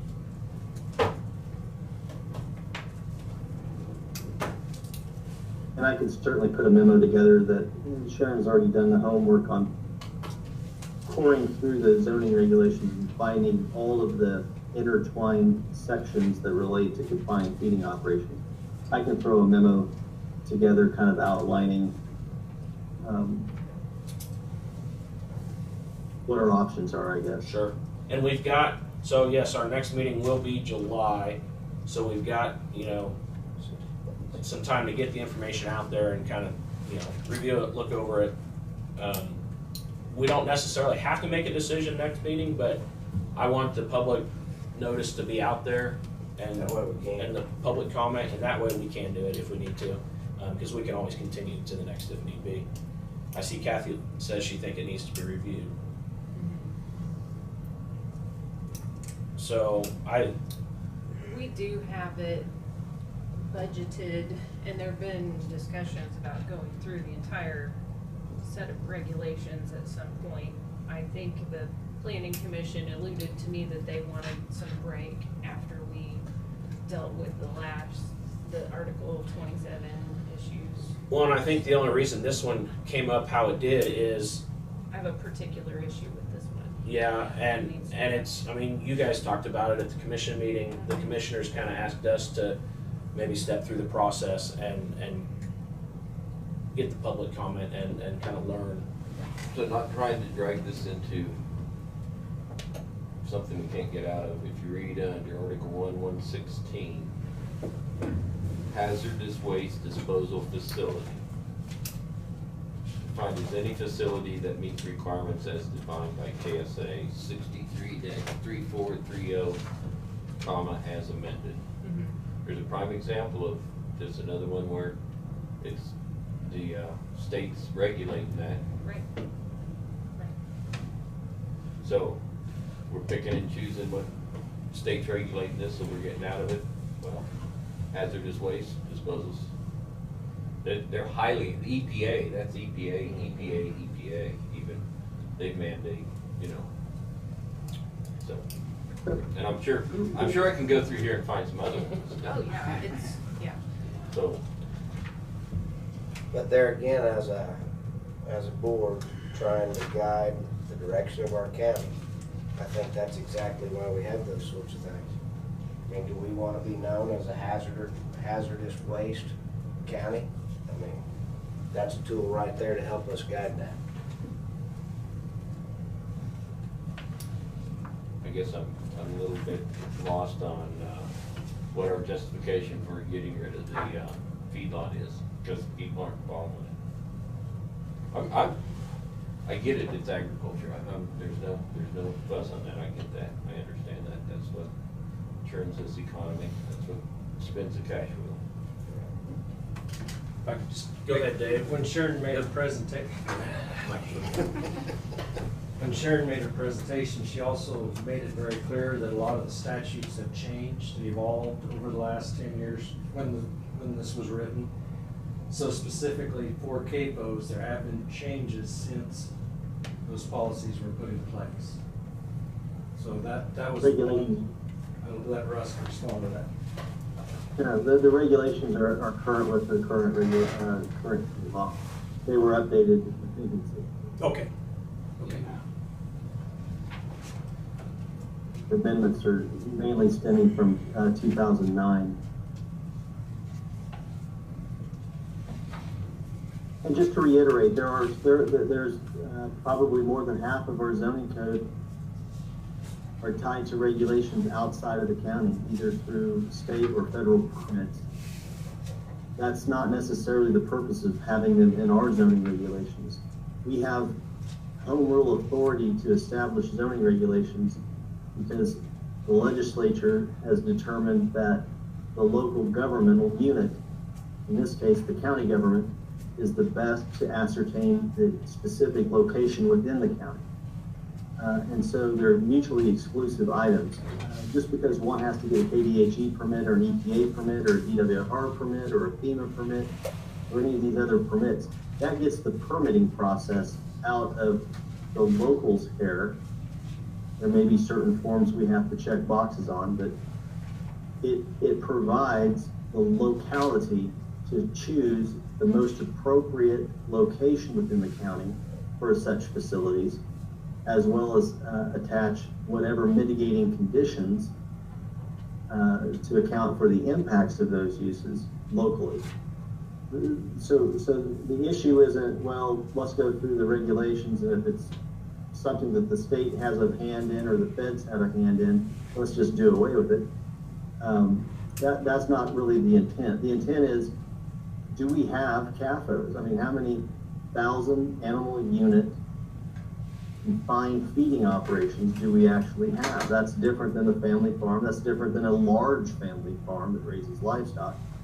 And I think from everything that I've heard from Dave about the subject matter, it's establishing local control only for the largest of the largest feedlots, that 1,000 animal unit, as Derek mentioned, that trips it from a KDHE permit to a EPA permit. Let's, the CAFO regulations that we have and that Dave writes sets the bar at the highest level. Anything that is that large or larger gets regulated, not to interfere with normal, typical, I heard somebody say probably 90% of cattlemen's operations in the county are unaffected by that. So there again, I don't know if this is 2 or 3 of such facilities in Marion County. I'm not sure if there are any facilities in Marion County that meets that definition. I simply don't know. But if we choose to, Harper County sure chose not to regulate hazardous waste landfills, and that's where all of Sedgwick County's waste goes, and it's probably a boon financially for the county. So, I mean, those there again, each county makes the determination of what they want to control and what they don't.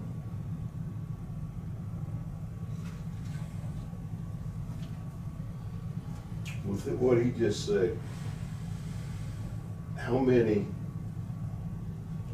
do we have non-compliant over 1,000 commercial feedlots? That's staying on subject, right?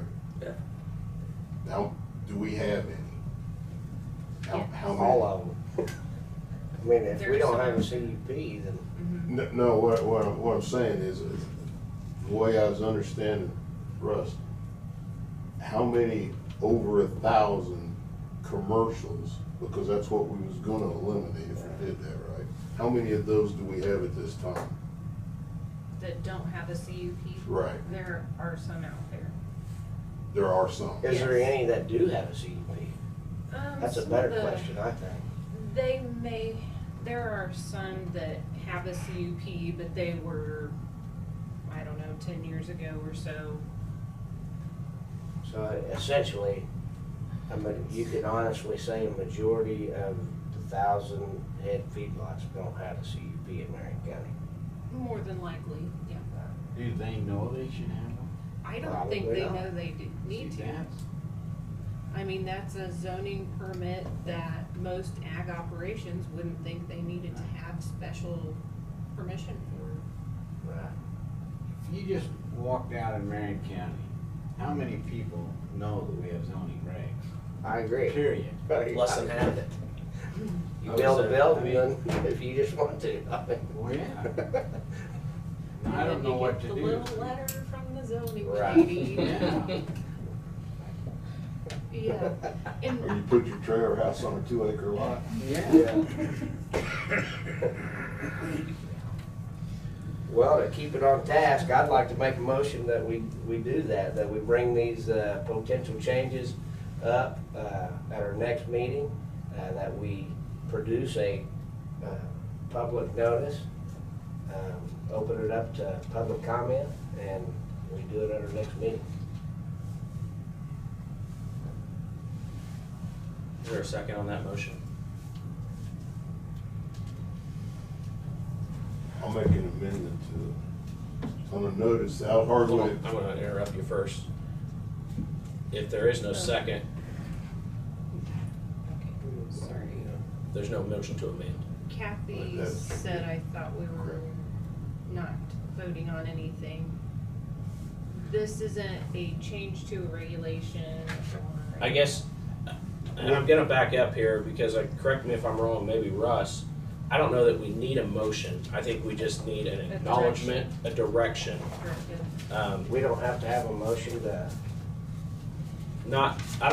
I think you can give me the directive to make public notice that we will be discussing and possibly taking Okay. action on this at the next meeting. The amendment that I was well, gonna make. I rescind my amendment, or I rescind my motion. The amendment that I was gonna make inappropriately. What I was gonna say is, when we make that public, notice that we're gonna do that, can we word it whereas it makes people aware of the fact that we're addressing the problem of people not being aware of CUPs being required. I don't know how you'd word it, but is there any way you could word that in the notice? The problem I think with our notice, and I guess Sharon correct me, is our notice is more, I don't know what the word is. I mean, I don't wanna get political to where it's saying, well, because residents aren't applying, we're gonna review this. I think it is more just we're going to review this information at the next meeting. Possible text amendments to. Text amendments to that. Concerning however you want that worded, commercial animal feeding operations or feedlots. I can work with Russ on that. Yeah, and Verbiage. really, the door is open to what, we could do nothing. We could take it all out. We could change part of it. That's basically, we want to review it and provide amendments to it, I guess is what, is that the consensus? Is that what we want to do? Do we open it up to the public, say this is what we're doing, and then we continue this discussion? Probably a lot of the same discussion, I would imagine. How about if you just say you're reviewing it for possible needed changes? I think we have to be a little more specific about what we're reviewing, but yeah. I mean, that's general, but Yeah. along that line that, We'll let her and Russ work that out. I think that's, if that's the direction we're going, I'd say let's put it on the agenda, let's review it. And we can discuss and have some comment and continue this discussion then. I think, just my feeling. Hey, Sharon? Yes. Hold on just a second, Russ. What did you have, Brad? I feel that if we're not sure our powder's dry, we don't go public. And I'm not sure if our powder's dry on this one. I think this is William, I was wanting to try to figure out how many items these commercial feedlots are. If there's 10, if we write letters to those 10, and just notify them of the discrepancy, just to sort of say, we need to clean up our bookkeeping here. And if they might just come in and fill out the form and, they're probably full of forms for the EPA. It would be a public hearing process. Yeah. We'd have to do public Since they're notice, I'd out of have to compliance. notify. Oh, I see, Have to okay. get approval. Everyone 1,000 feet. Oh, I see, okay, I understand. Okay, I understand, it's the, Sure, if it was just an ag structure that they didn't have a permit for, I send them a letter, I send them the application and the ag exempt form and say, please fill this out, sign it, And then return what it to bargaining me. power do they have as far as making up a road agreement? well, if they want a road, they're supposed to do it. Stay on task, stay on subject. Just for our own knowledge here, Gosh, to know dang. if there's 10 people or 100, 100 entities. Well, I don't know, Yeah, right. I don't know. If we go to the EPA and find out if they should be able to know that. That's part They of the won't know reason if why they'll I'm have having a- a hard time regulating this is because I don't always know. Yeah. So the EPA wouldn't tell They you? wouldn't know if they had local zoning approval. They would know. Well, no, they should tell you how many commercial feedlots They there are. would have the list of commercial feedlots. That's what you need. That's what your master list is, and then, I think for our next meeting, we need to know that, and then make a decision on what the magnitude of this Well, with problem a is. public hearing, they're probably gonna be here, we can count them. I guess What's let's, that? Woohoo! We might be able to count it. There's gonna be a lot of blood. I The only think that thing it about might that- be beneficial to send those operators a letter and specifically let them know that we'll be discussing this. I'm not sure that I wanna send them a letter and say they need to retroactively apply for a CUP. No. No, I no, I agree with you there. I agree with what you're saying there. No. I get enough heat as it is. You're gonna be roasted on this one, I can guarantee. Yeah, this is a, yeah. let's, before we get off of things here, I guess for my information, just so we know, so we're headed the right direction, I want your understanding, or I want to understand if you want to review it or not. So I guess as we go around the room, I'm gonna ask you and either say yay or nay, and then that will be, I guess, our definitive answer, whether we stick this on next week's agenda or not. So, we'll start with, Russ had a comment. oh, still. sorry, Russ, I didn't mean to step on that. No, I was just trying to get confirmation that what we're trying to do here is eliminate cattle production in Marion County, right? The regulation by the That's a bad local joke. authority. That's a bad joke. I liked it, it was good. I just wanted to see if Jason was still awake. It woke him up again, he was sleeping. Sharon had a mild heart attack, but, you know. So my, hey, I'll try to get fired any way I can. I guess It's not Lynn gonna Energy didn't do it. No, my question, I guess, was for Sharon, but for us all to kind of be aware of. I was just gonna ask Sharon to ask the county commission. I didn't think solar was gonna have any discussion, but clearly it sounds like it's going to get wind energy people. There's gonna be a certain segment of Marion County's population that's gonna be concerned about renewable energy. Would the county commission, I think there, it could potentially be where we would want to separate these two in different meetings. I don't know if we wanna handle both. You know, we just had a 2-hour meeting just to discuss the issue, let alone debate the actual merits of the proposed changes. You might just fly it up the flagpole if the county needs these to happen now, or if we can deal with CAPOs first and then follow that up by solar. That's just throwing that out there. Sure. I can ask at the upcoming commission meeting and see what the direction will be there. Would there be any value I don't know in, if you need to be on the agenda. Okay. Sharon, you had a list of items that you have identified as a conflict in our regulations, which we don't have in front of us to really know where this is, where the issues are. I mean, we've thrown a lot of numbers of different articles, different sections, different items. And I guess before responding to your potential question, I would like to know a little more, what are the specifics that you've identified some, you've indicated that you have identified a list of those. We don't have that in front of us to know exactly what we might be opening, what we might be discussing. And just to go on record to say, hey, I want to have that discussion, I'm a little uncomfortable with that. I know that apparently we do have, there's no question we have conflicts in our regulations. I mean, that's why we are doing what we're doing month after month after month, is to make sure that what our county regulations are saying is where our county wants to go.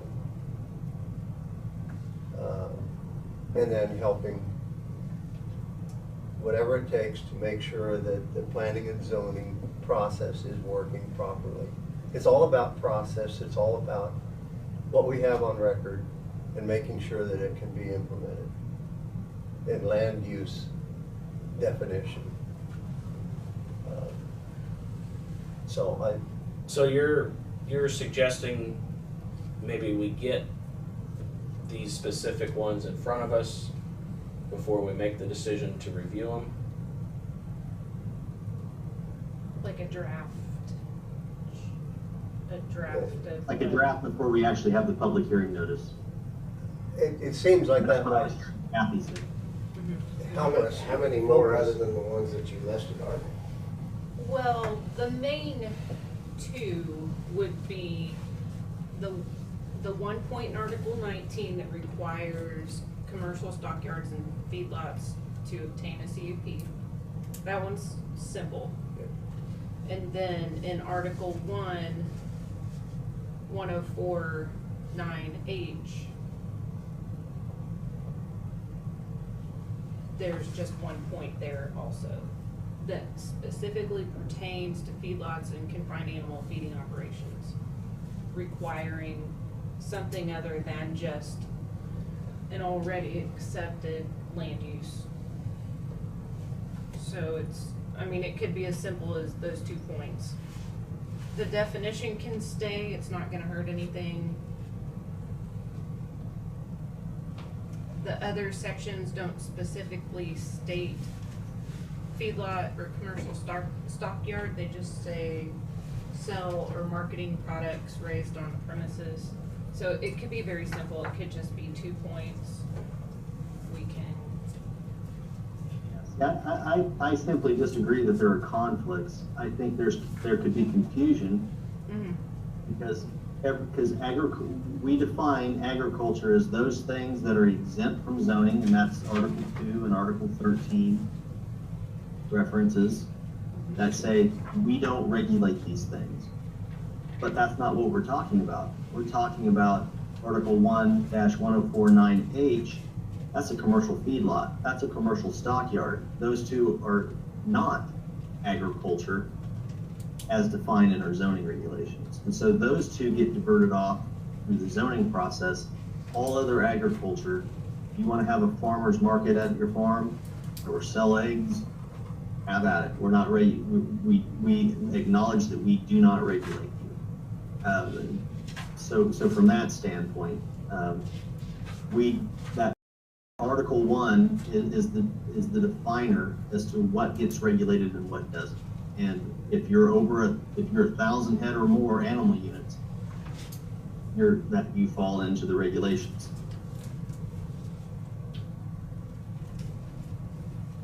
But that's just my 2 cents.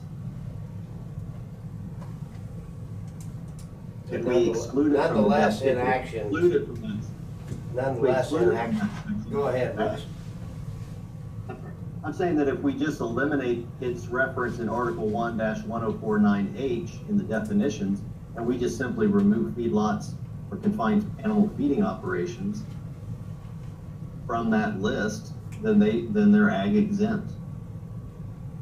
If we want to keep feedlots and quote unquote animal processing, maybe we define it better or differently, but we want to discontinue the regulation of CAFOs, we can do that.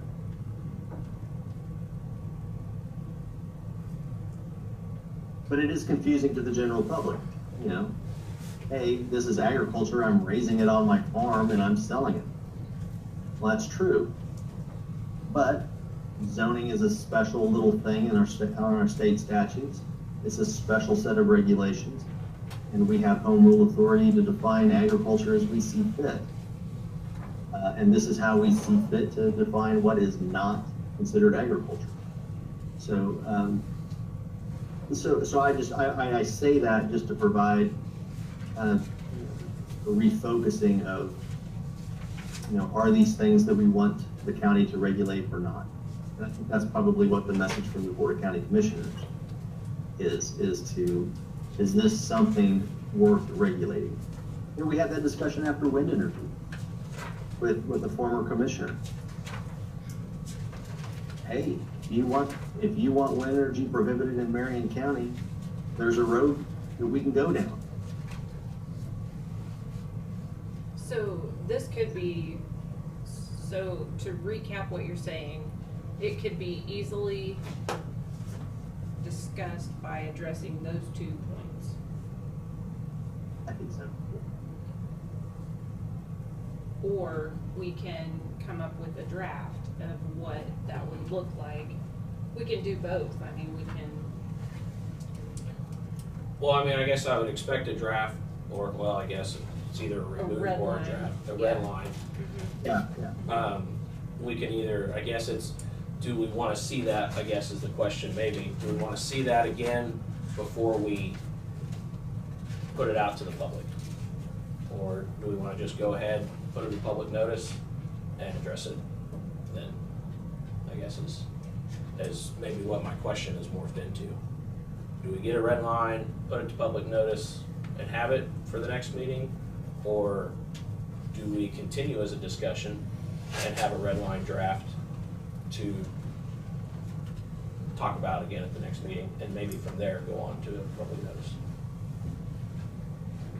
Are we more covered by letting the public have the input than coming up with the red lines and well, here's what we're for or against this? I mean, I don't believe there's anything wrong with having red line text for discussion as long as we take no action. You know, if we're gonna take action, then the public needs to have a chance to know. And so that's, would be. yes, Russ? I'm sorry, Derek.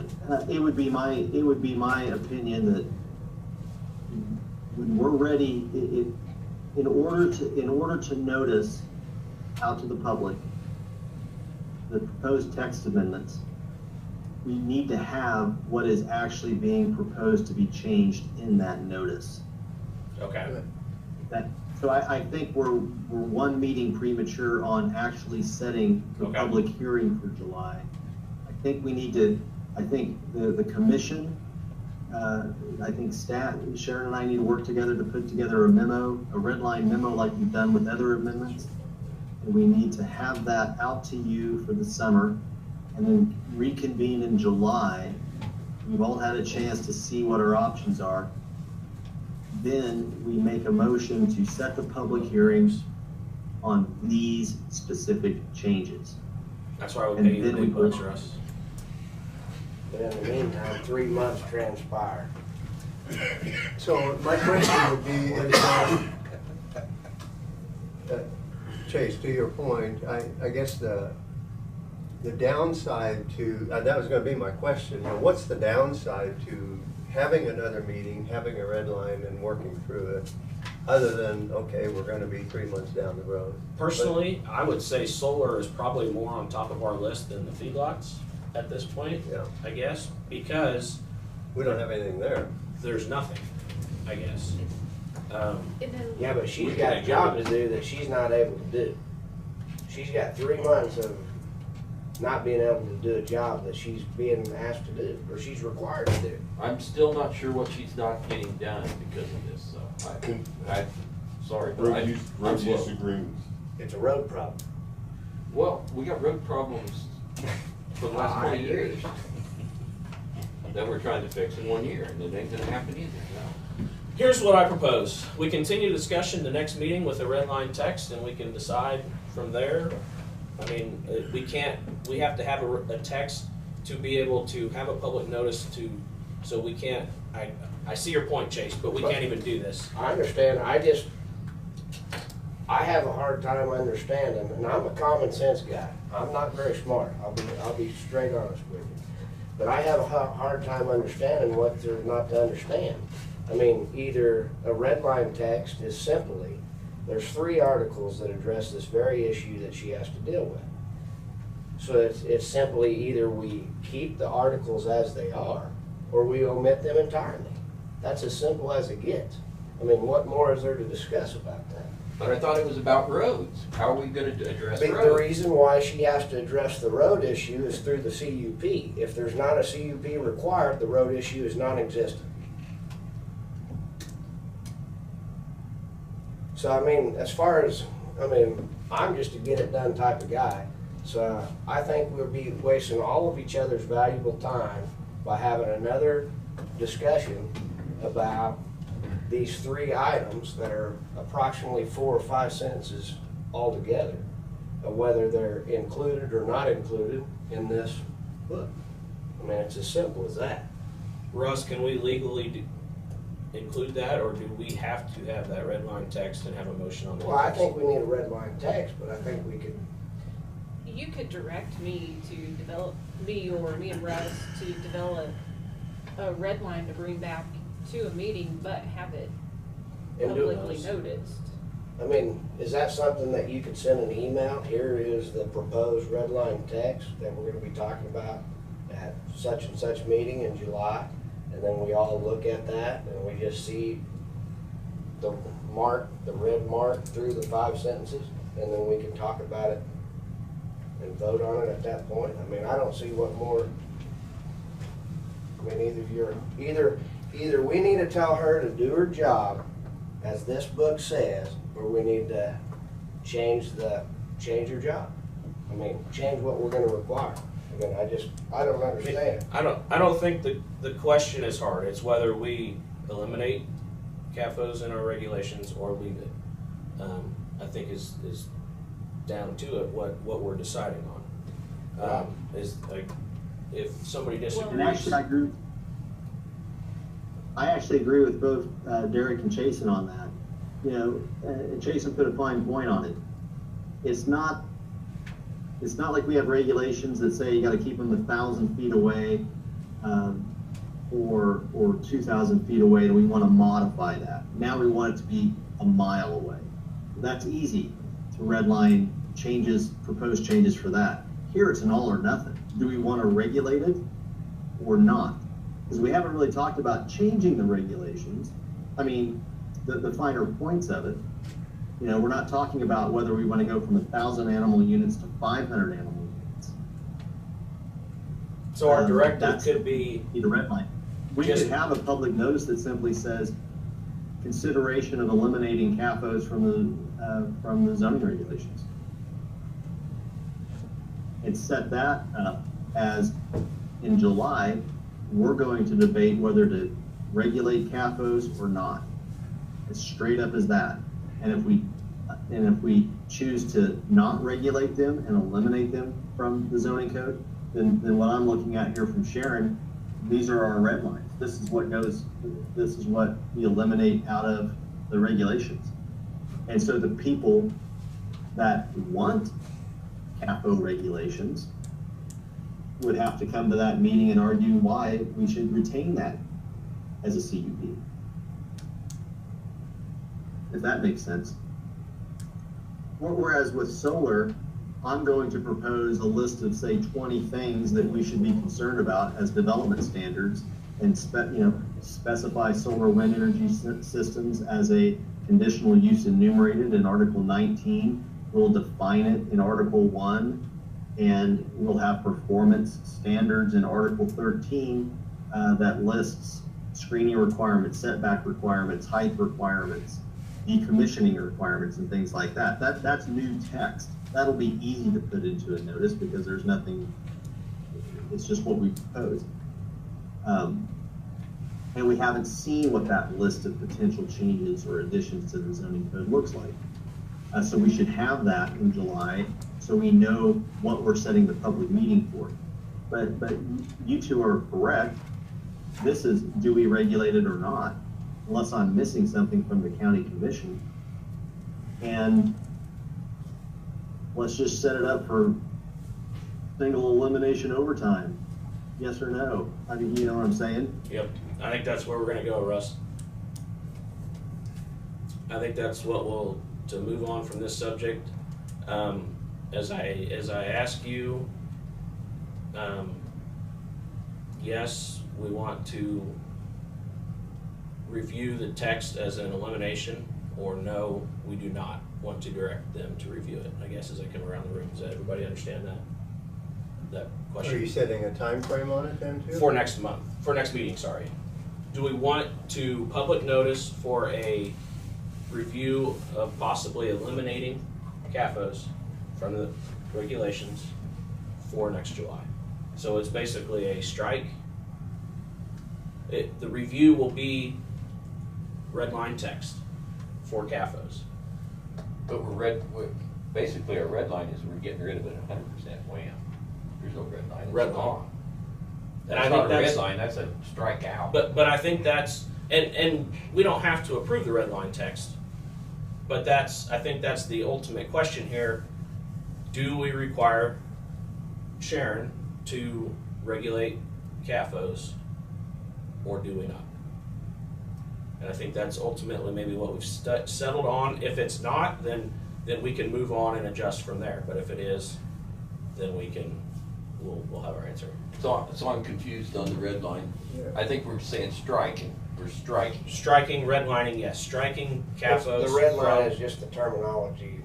For an edited document. Yes. Yeah, yeah.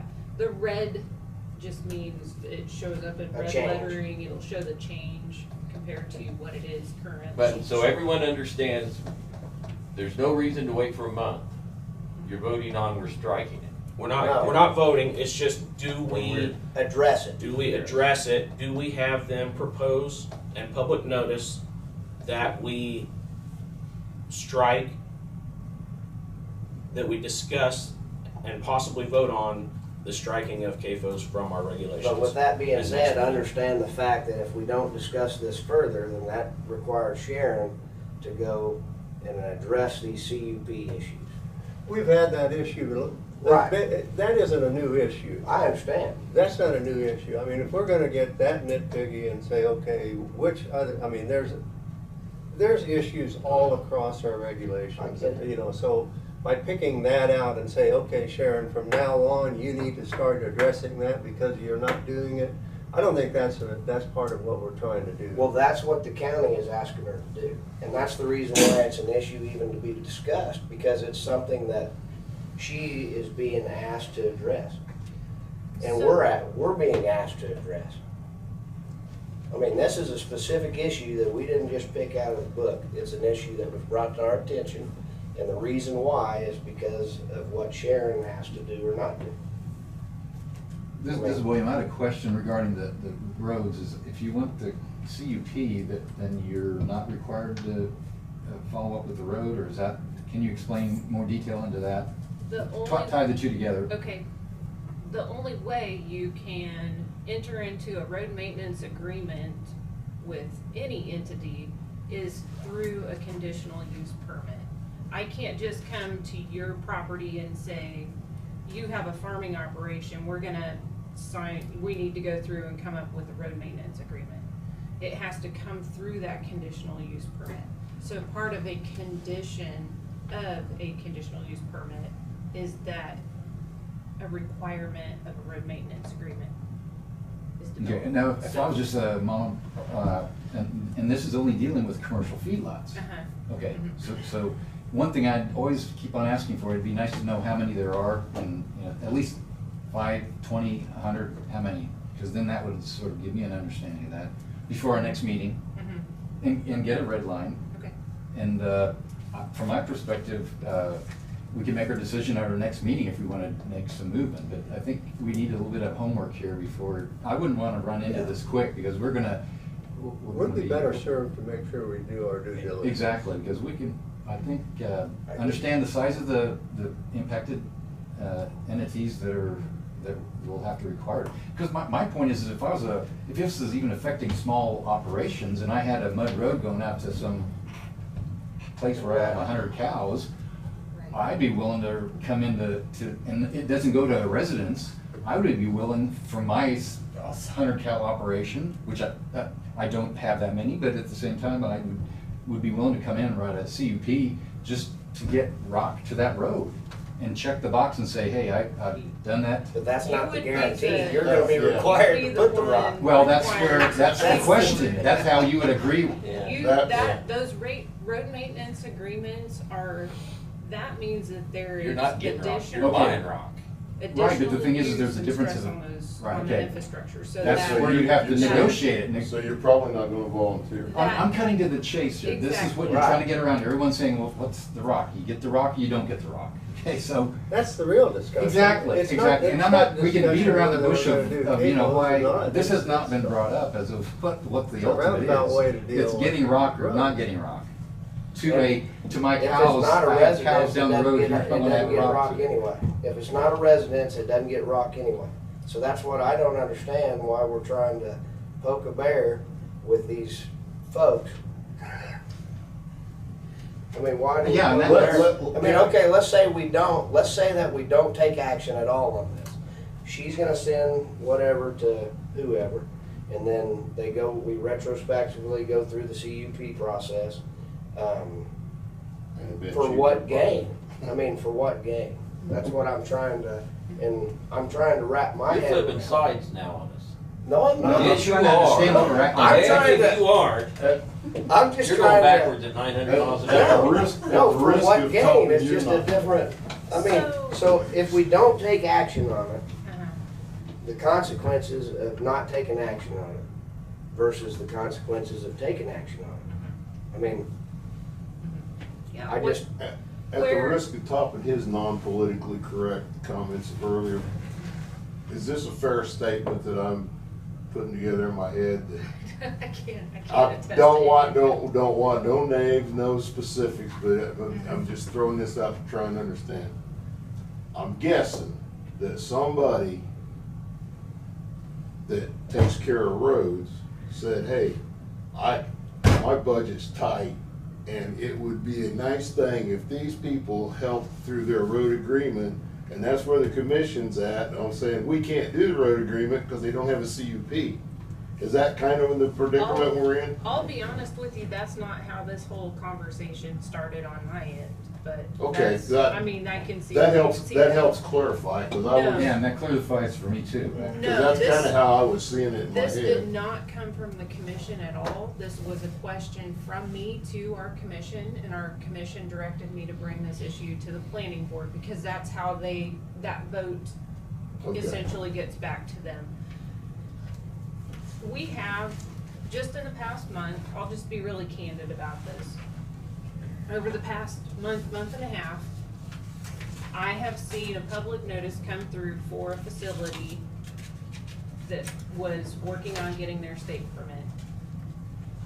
Those folks didn't come to me. I didn't know anything about it. Had I not caught that notice, I still wouldn't know anything about it. I have another person who read through our regulations and realized that, oh, we have to have a CUP for a feedlot. Didn't realize that. What do I need to do? And me, I try to be as consistent as possible. If we're going to regulate it, we're gonna regulate it. If we're not, we're not. I'm not going to let this one go because it didn't come to me, but tell this one, yeah, we're gonna Because he hold a walked in public the door. hearing. Right, You know, I That's, mean, that's probably the whole crux of the okay, matter. that Yes. puts some things in perspective. yeah, And- that clears a lot up. and I'm not saying that, I just want your direction. Are we going to tackle this or are we not? I'll go either direction. I'll continue to send those people violation letters when they don't have a CUP, and we can hit that head on and deal with whatever that brings. Or is that not something that Marion County wants to control? Do we want to have local enforcement and regulation when it comes to feedlots? In your opinion, the risk that you're going to encumber by enforcing those, is it worth the gain? Because if the gain doesn't equal or outdo the risk, But to we say- gotta start looking at being financially responsible too. I don't know how deep the KLA pockets are. Way deeper than yours. I But- know about how deep the county pockets are, just from what commission meetings I've been to. And to simplify that further, the only difference in the regulation between our county level and the state or federal level, whatever you wanna call it, is the road maintenance agreement. Mhm. That's the only difference there is, Right. Right. which is, what kind of point? I mean, that's the only difference. So that's the only more teeth that the county planning and zoning has versus the state.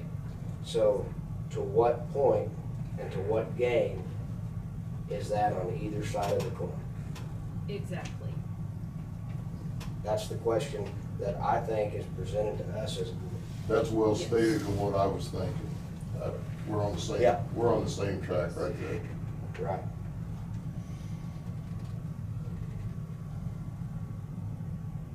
Okay.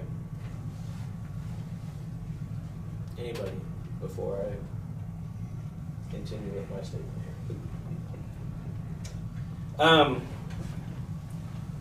So after hearing that, and I think Sharon, the way you laid it out might have answered some questions for some people, might have gave a direction from where this is coming, maybe better direction than what we discussed. Mm-hmm. So I really think right now it's as simple as, are you ready to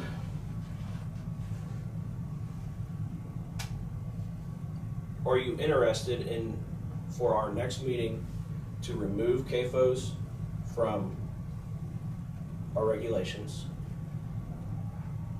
Or do we need to continue this discussion? Is there more, so I guess my question, do we put it on the agenda for next meeting on a red line, on a strikeout text? Or do you want to discuss this more? And we have a strikeout text to review on that side. So do we want to make a move on this, or do we want to discuss it more? That's where I'm at. And it's pretty hard to judge where everybody else is at. You're saying, do we want to discuss more before the public discussion? Correct. Do you or think, have we discussed? I just want to know. Yep. I'll rephrase it. So are you interested in not having local control over feedlots? Or are you interested in continuing to have local control over feedlots? Or are you somewhere in between and want to have more discussion on the issue? We have about 3 options on the table is what it sounds like to me. Does that make sense?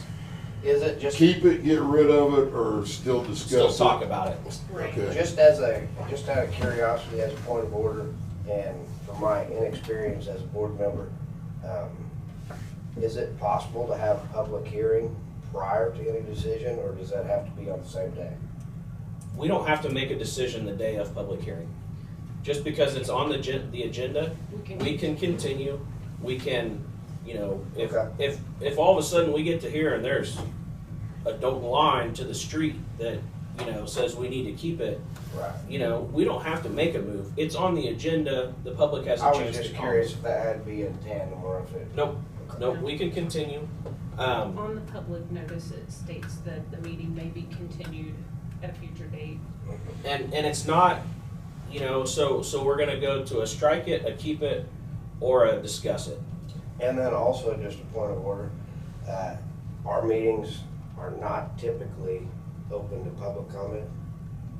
It's a closed comment, it's a closed There's conversation. a public comment period. Unless it's in a public comment period. Correct. Which would be predetermined at a later date. Part of the meeting. Yeah. Yeah. Okay. Yeah. But just like if somebody was here from the public, they couldn't just be making comments, unless we asked. We really didn't have to field all of Brian's. We weren't required to, but I did. That's just some inexperience on my part, I was just trying to figure out. There is, The chairman. Not to muddy the water. it is my discretion. Okay. I didn't have to. I could have ignored it all, but I don't feel that gets anybody any farther down the road. Yep. So, and I gave David the chance to talk, so Okay. I felt like, we needed to answer Brian's questions. So basically, let's see if I'm on the same page as you still. So if we say we vote to strike, we still have an option of not striking after the conversation with the public. Yeah, this is not your vote. This is, Right. do we put it on the agenda? Right, that's Do what we forget about it, or do we talk about it more? You're putting it on the agenda to strike, but if public conversation changes your mind at that point, Yes. you're not locked into strike. Correct. Yeah, so you put it on the agenda, you keep it, or we discuss it more. This is kind of to give me a feeling of what we need to direct Sharon to do. Because I feel like we've hashed a lot. I don't know, and we can hash more when it's on the agenda as well. It's almost like you got two, you say there's 3 choices, but there's really 2. It boils down to 2, because I don't think we're not gonna go, if we aren't gonna discuss it, we're gonna just throw it out there without having a discussion. So you're saying you're either going to We're either gonna keep forget it, we're gonna or either not move on keep and it. this discussion is over, or we're gonna discuss it with a red line version. Yeah, I see your point. Unless you aren't ready to Well, there's really no difference. I'm with you. Yeah. Yeah, I get it.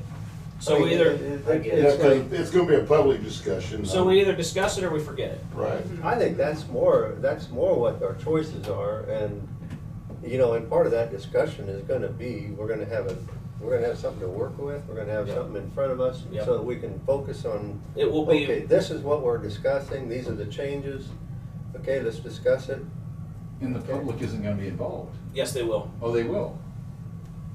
So if you wanna keep it, there's really not any more discussion, honestly. Yeah. So Already So defined either you our- wanna discuss the option of, it either goes on next Eliminating. month's agenda or we forget about it. right,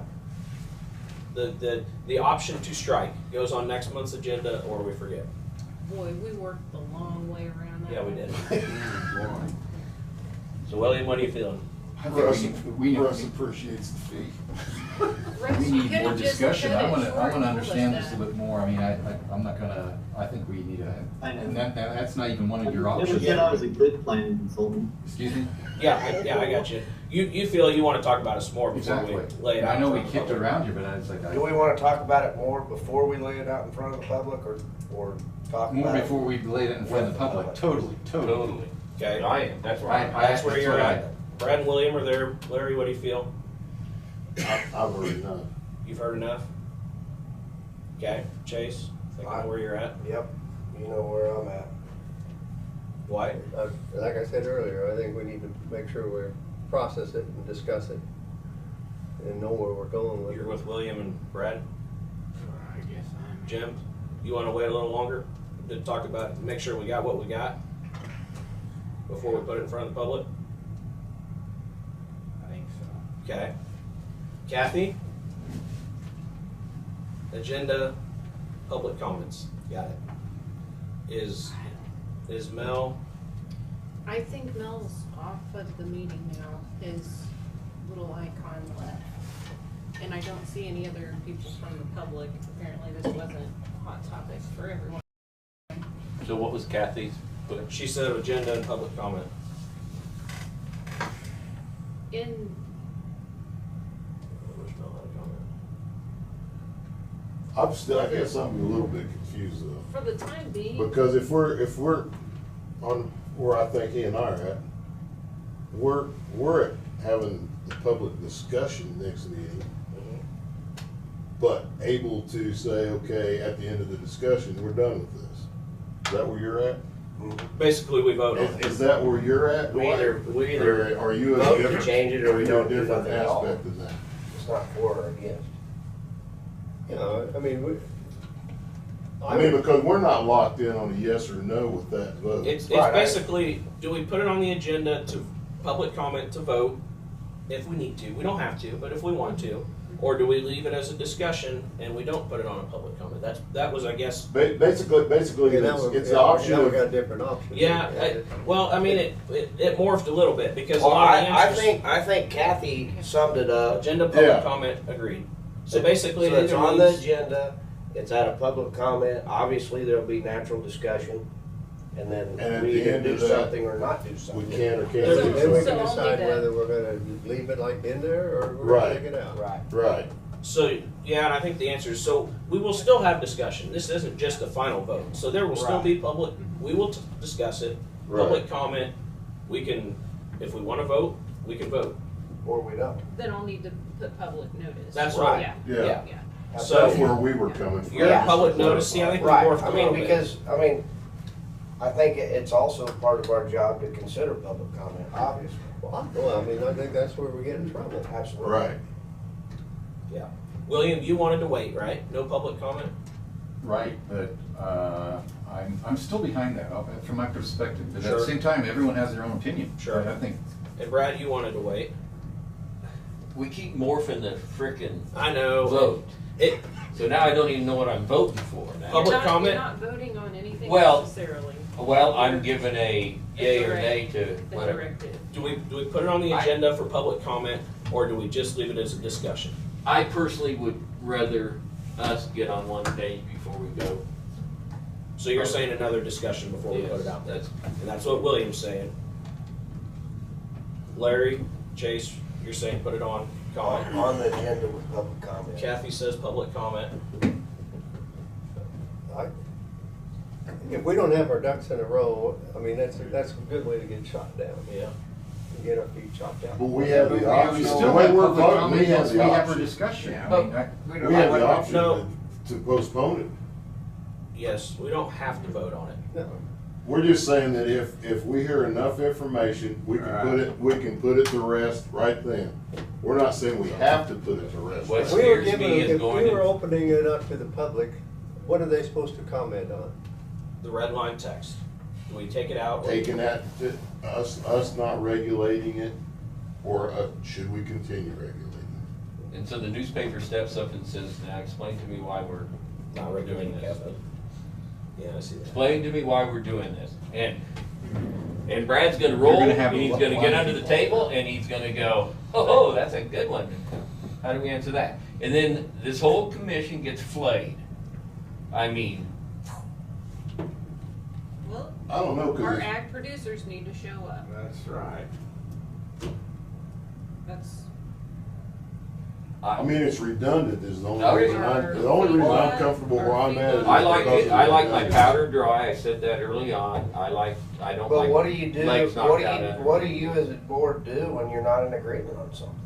I That's think what we I can get don't, to an agreement as board, I think everyone in this room. but I don't think every issue of, the board does come to an agreement, and that's for the very reason why you have a vote.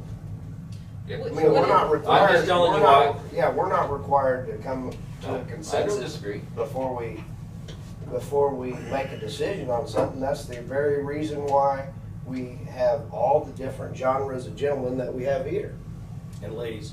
and ladies, excuse me. And I say this is a pretty short fuse on a powder keg if we're gonna just next I- meeting have everyone show up and line up in the door and start going to this mic here and explaining to us what they think. But how do you? And I never really. So like whenever I envision, again, this is new to me and this is a new system of things for me, quite obviously. But I think that I'm supposed to add a public comment. Yeah, of course I have my own opinions, but it's my responsibility to consider their comments. So why should I already necessarily have my mind made up when they make their comments? I mean, yes, I have my own opinion and I'm tasked by the county commissioner that appointed me to make those decisions, but that's the whole point of the discussion. I mean, is there anything more that we should discuss amongst each other presently? I just don't understand, I don't see the point of having a similar conversation for 2 hours in 2 months, and then we open it up to a public comment for the 3rd month, and then we have that same 2-hour discussion, but I just, I'm Okay, not we can sure. call a special meeting next week and work through it, I guess. I mean, We can accelerate things, we have to accelerate things. I just don't understand the process, I guess. It is what it is. Brad, what would change with another new meeting of discussion and 2 more hours of probably the same discussion? My biggest issue is, and I asked it a couple times, is I don't understand the frickin' road thing and how it ties into this. I don't understand why getting rid of CAFO solves roads. It doesn't. It doesn't. And so I'm going, I just can't wrap my We head. got 2 issues, and one of them is we're trying to address without ever talking about it. It's the roads. Yeah, it's the roads. And so I get wrapped into this, I came back to the same thing and I said, explain it to me again because I don't understand it. What are we gaining by getting rid of this? And we never address how we get the road situation dealt with. So we say, well, it's sort of like hiding it in the closet and say, well, I don't have that anymore. Well, I don't have a road problem. so in the meantime, until a decision is made by this board, I'm going to administratively, not actively enforce this. You've been doing that for how Right. long now? Right. How long So have you I'll been just throw employed here? that out. How long I'll is just it? throw that out there, so Okay. we have more applications. But it doesn't I matter know. what decision we make, it's not gonna address the road situation. We all know that. Right, exactly. But if more people come in and wanna apply for a CUP for confined animal feeding operation, I'm not sure that I feel comfortable administratively making them do that at this point until we decide what direction you wanna go. And Is and that I fair think the enough? real elephant, you're exactly right, but I Now think. you just the real- switched it again, now you switched No. from that's- roads she's- to, She's been consistent with that. No, that is my issue. That was her Are we issue doing at the That's the very reason beginning. why I'm trying to come up. Right. And that's the reason why I think we have to, Right, and I We think have the to big give elephant direction. in the room is that we're missing is not that it's not that we're trying to fix a road problem, because it's like you said, it don't matter whether we vote yea or nay, the road problem is the road problem. It's gonna be that way either way you vote. The elephant in the room is, do you wanna risk going back there and poking the bear on this? And then dealing with all the lawsuits on, okay, this was okay for this many years, but now you're gonna come and breaking us up. And if we wanna go down that road, we'll go down that road, I guess, but it's gonna be expensive. And what's the gain of it? Brett, I think Sharon's point is, there's, like she explained, there's people coming in, trying to follow the rules, there's people not following the rules. It's real hard to enforce. Frankly, impossible to enforce. And what it settles down to when we take this out is it comes down to the roads. I don't know that it really began as a road issue, but when you take out the differences between what the state and federal permits are requiring and what the county is, there's only a couple things left. And so that's, I guess, the action caused by doing this. So it's not really, the roads didn't cause the problem, the roads are a result of changing what is causing the problem. I wanted you to be aware that if we eliminate the regulation locally, it would also eliminate us being able to control those road. I think her point, what's fair, do you require the person who comes in the door to meet all of these rules and all of these requirements, while there's people out there skirting it that is basically impossible to enforce? Is that fair to the person coming in the door? And this board and our governing body decide what this county is going to fight and what this county is not going to fight. Is this an issue worth fighting, or is it not worth fighting? That's why I asked what the gain was. I do have a question. Sure. Again, somebody that's new to this whole ordeal. What is a road maintenance agreement and what is a TED? And what's required of both parties?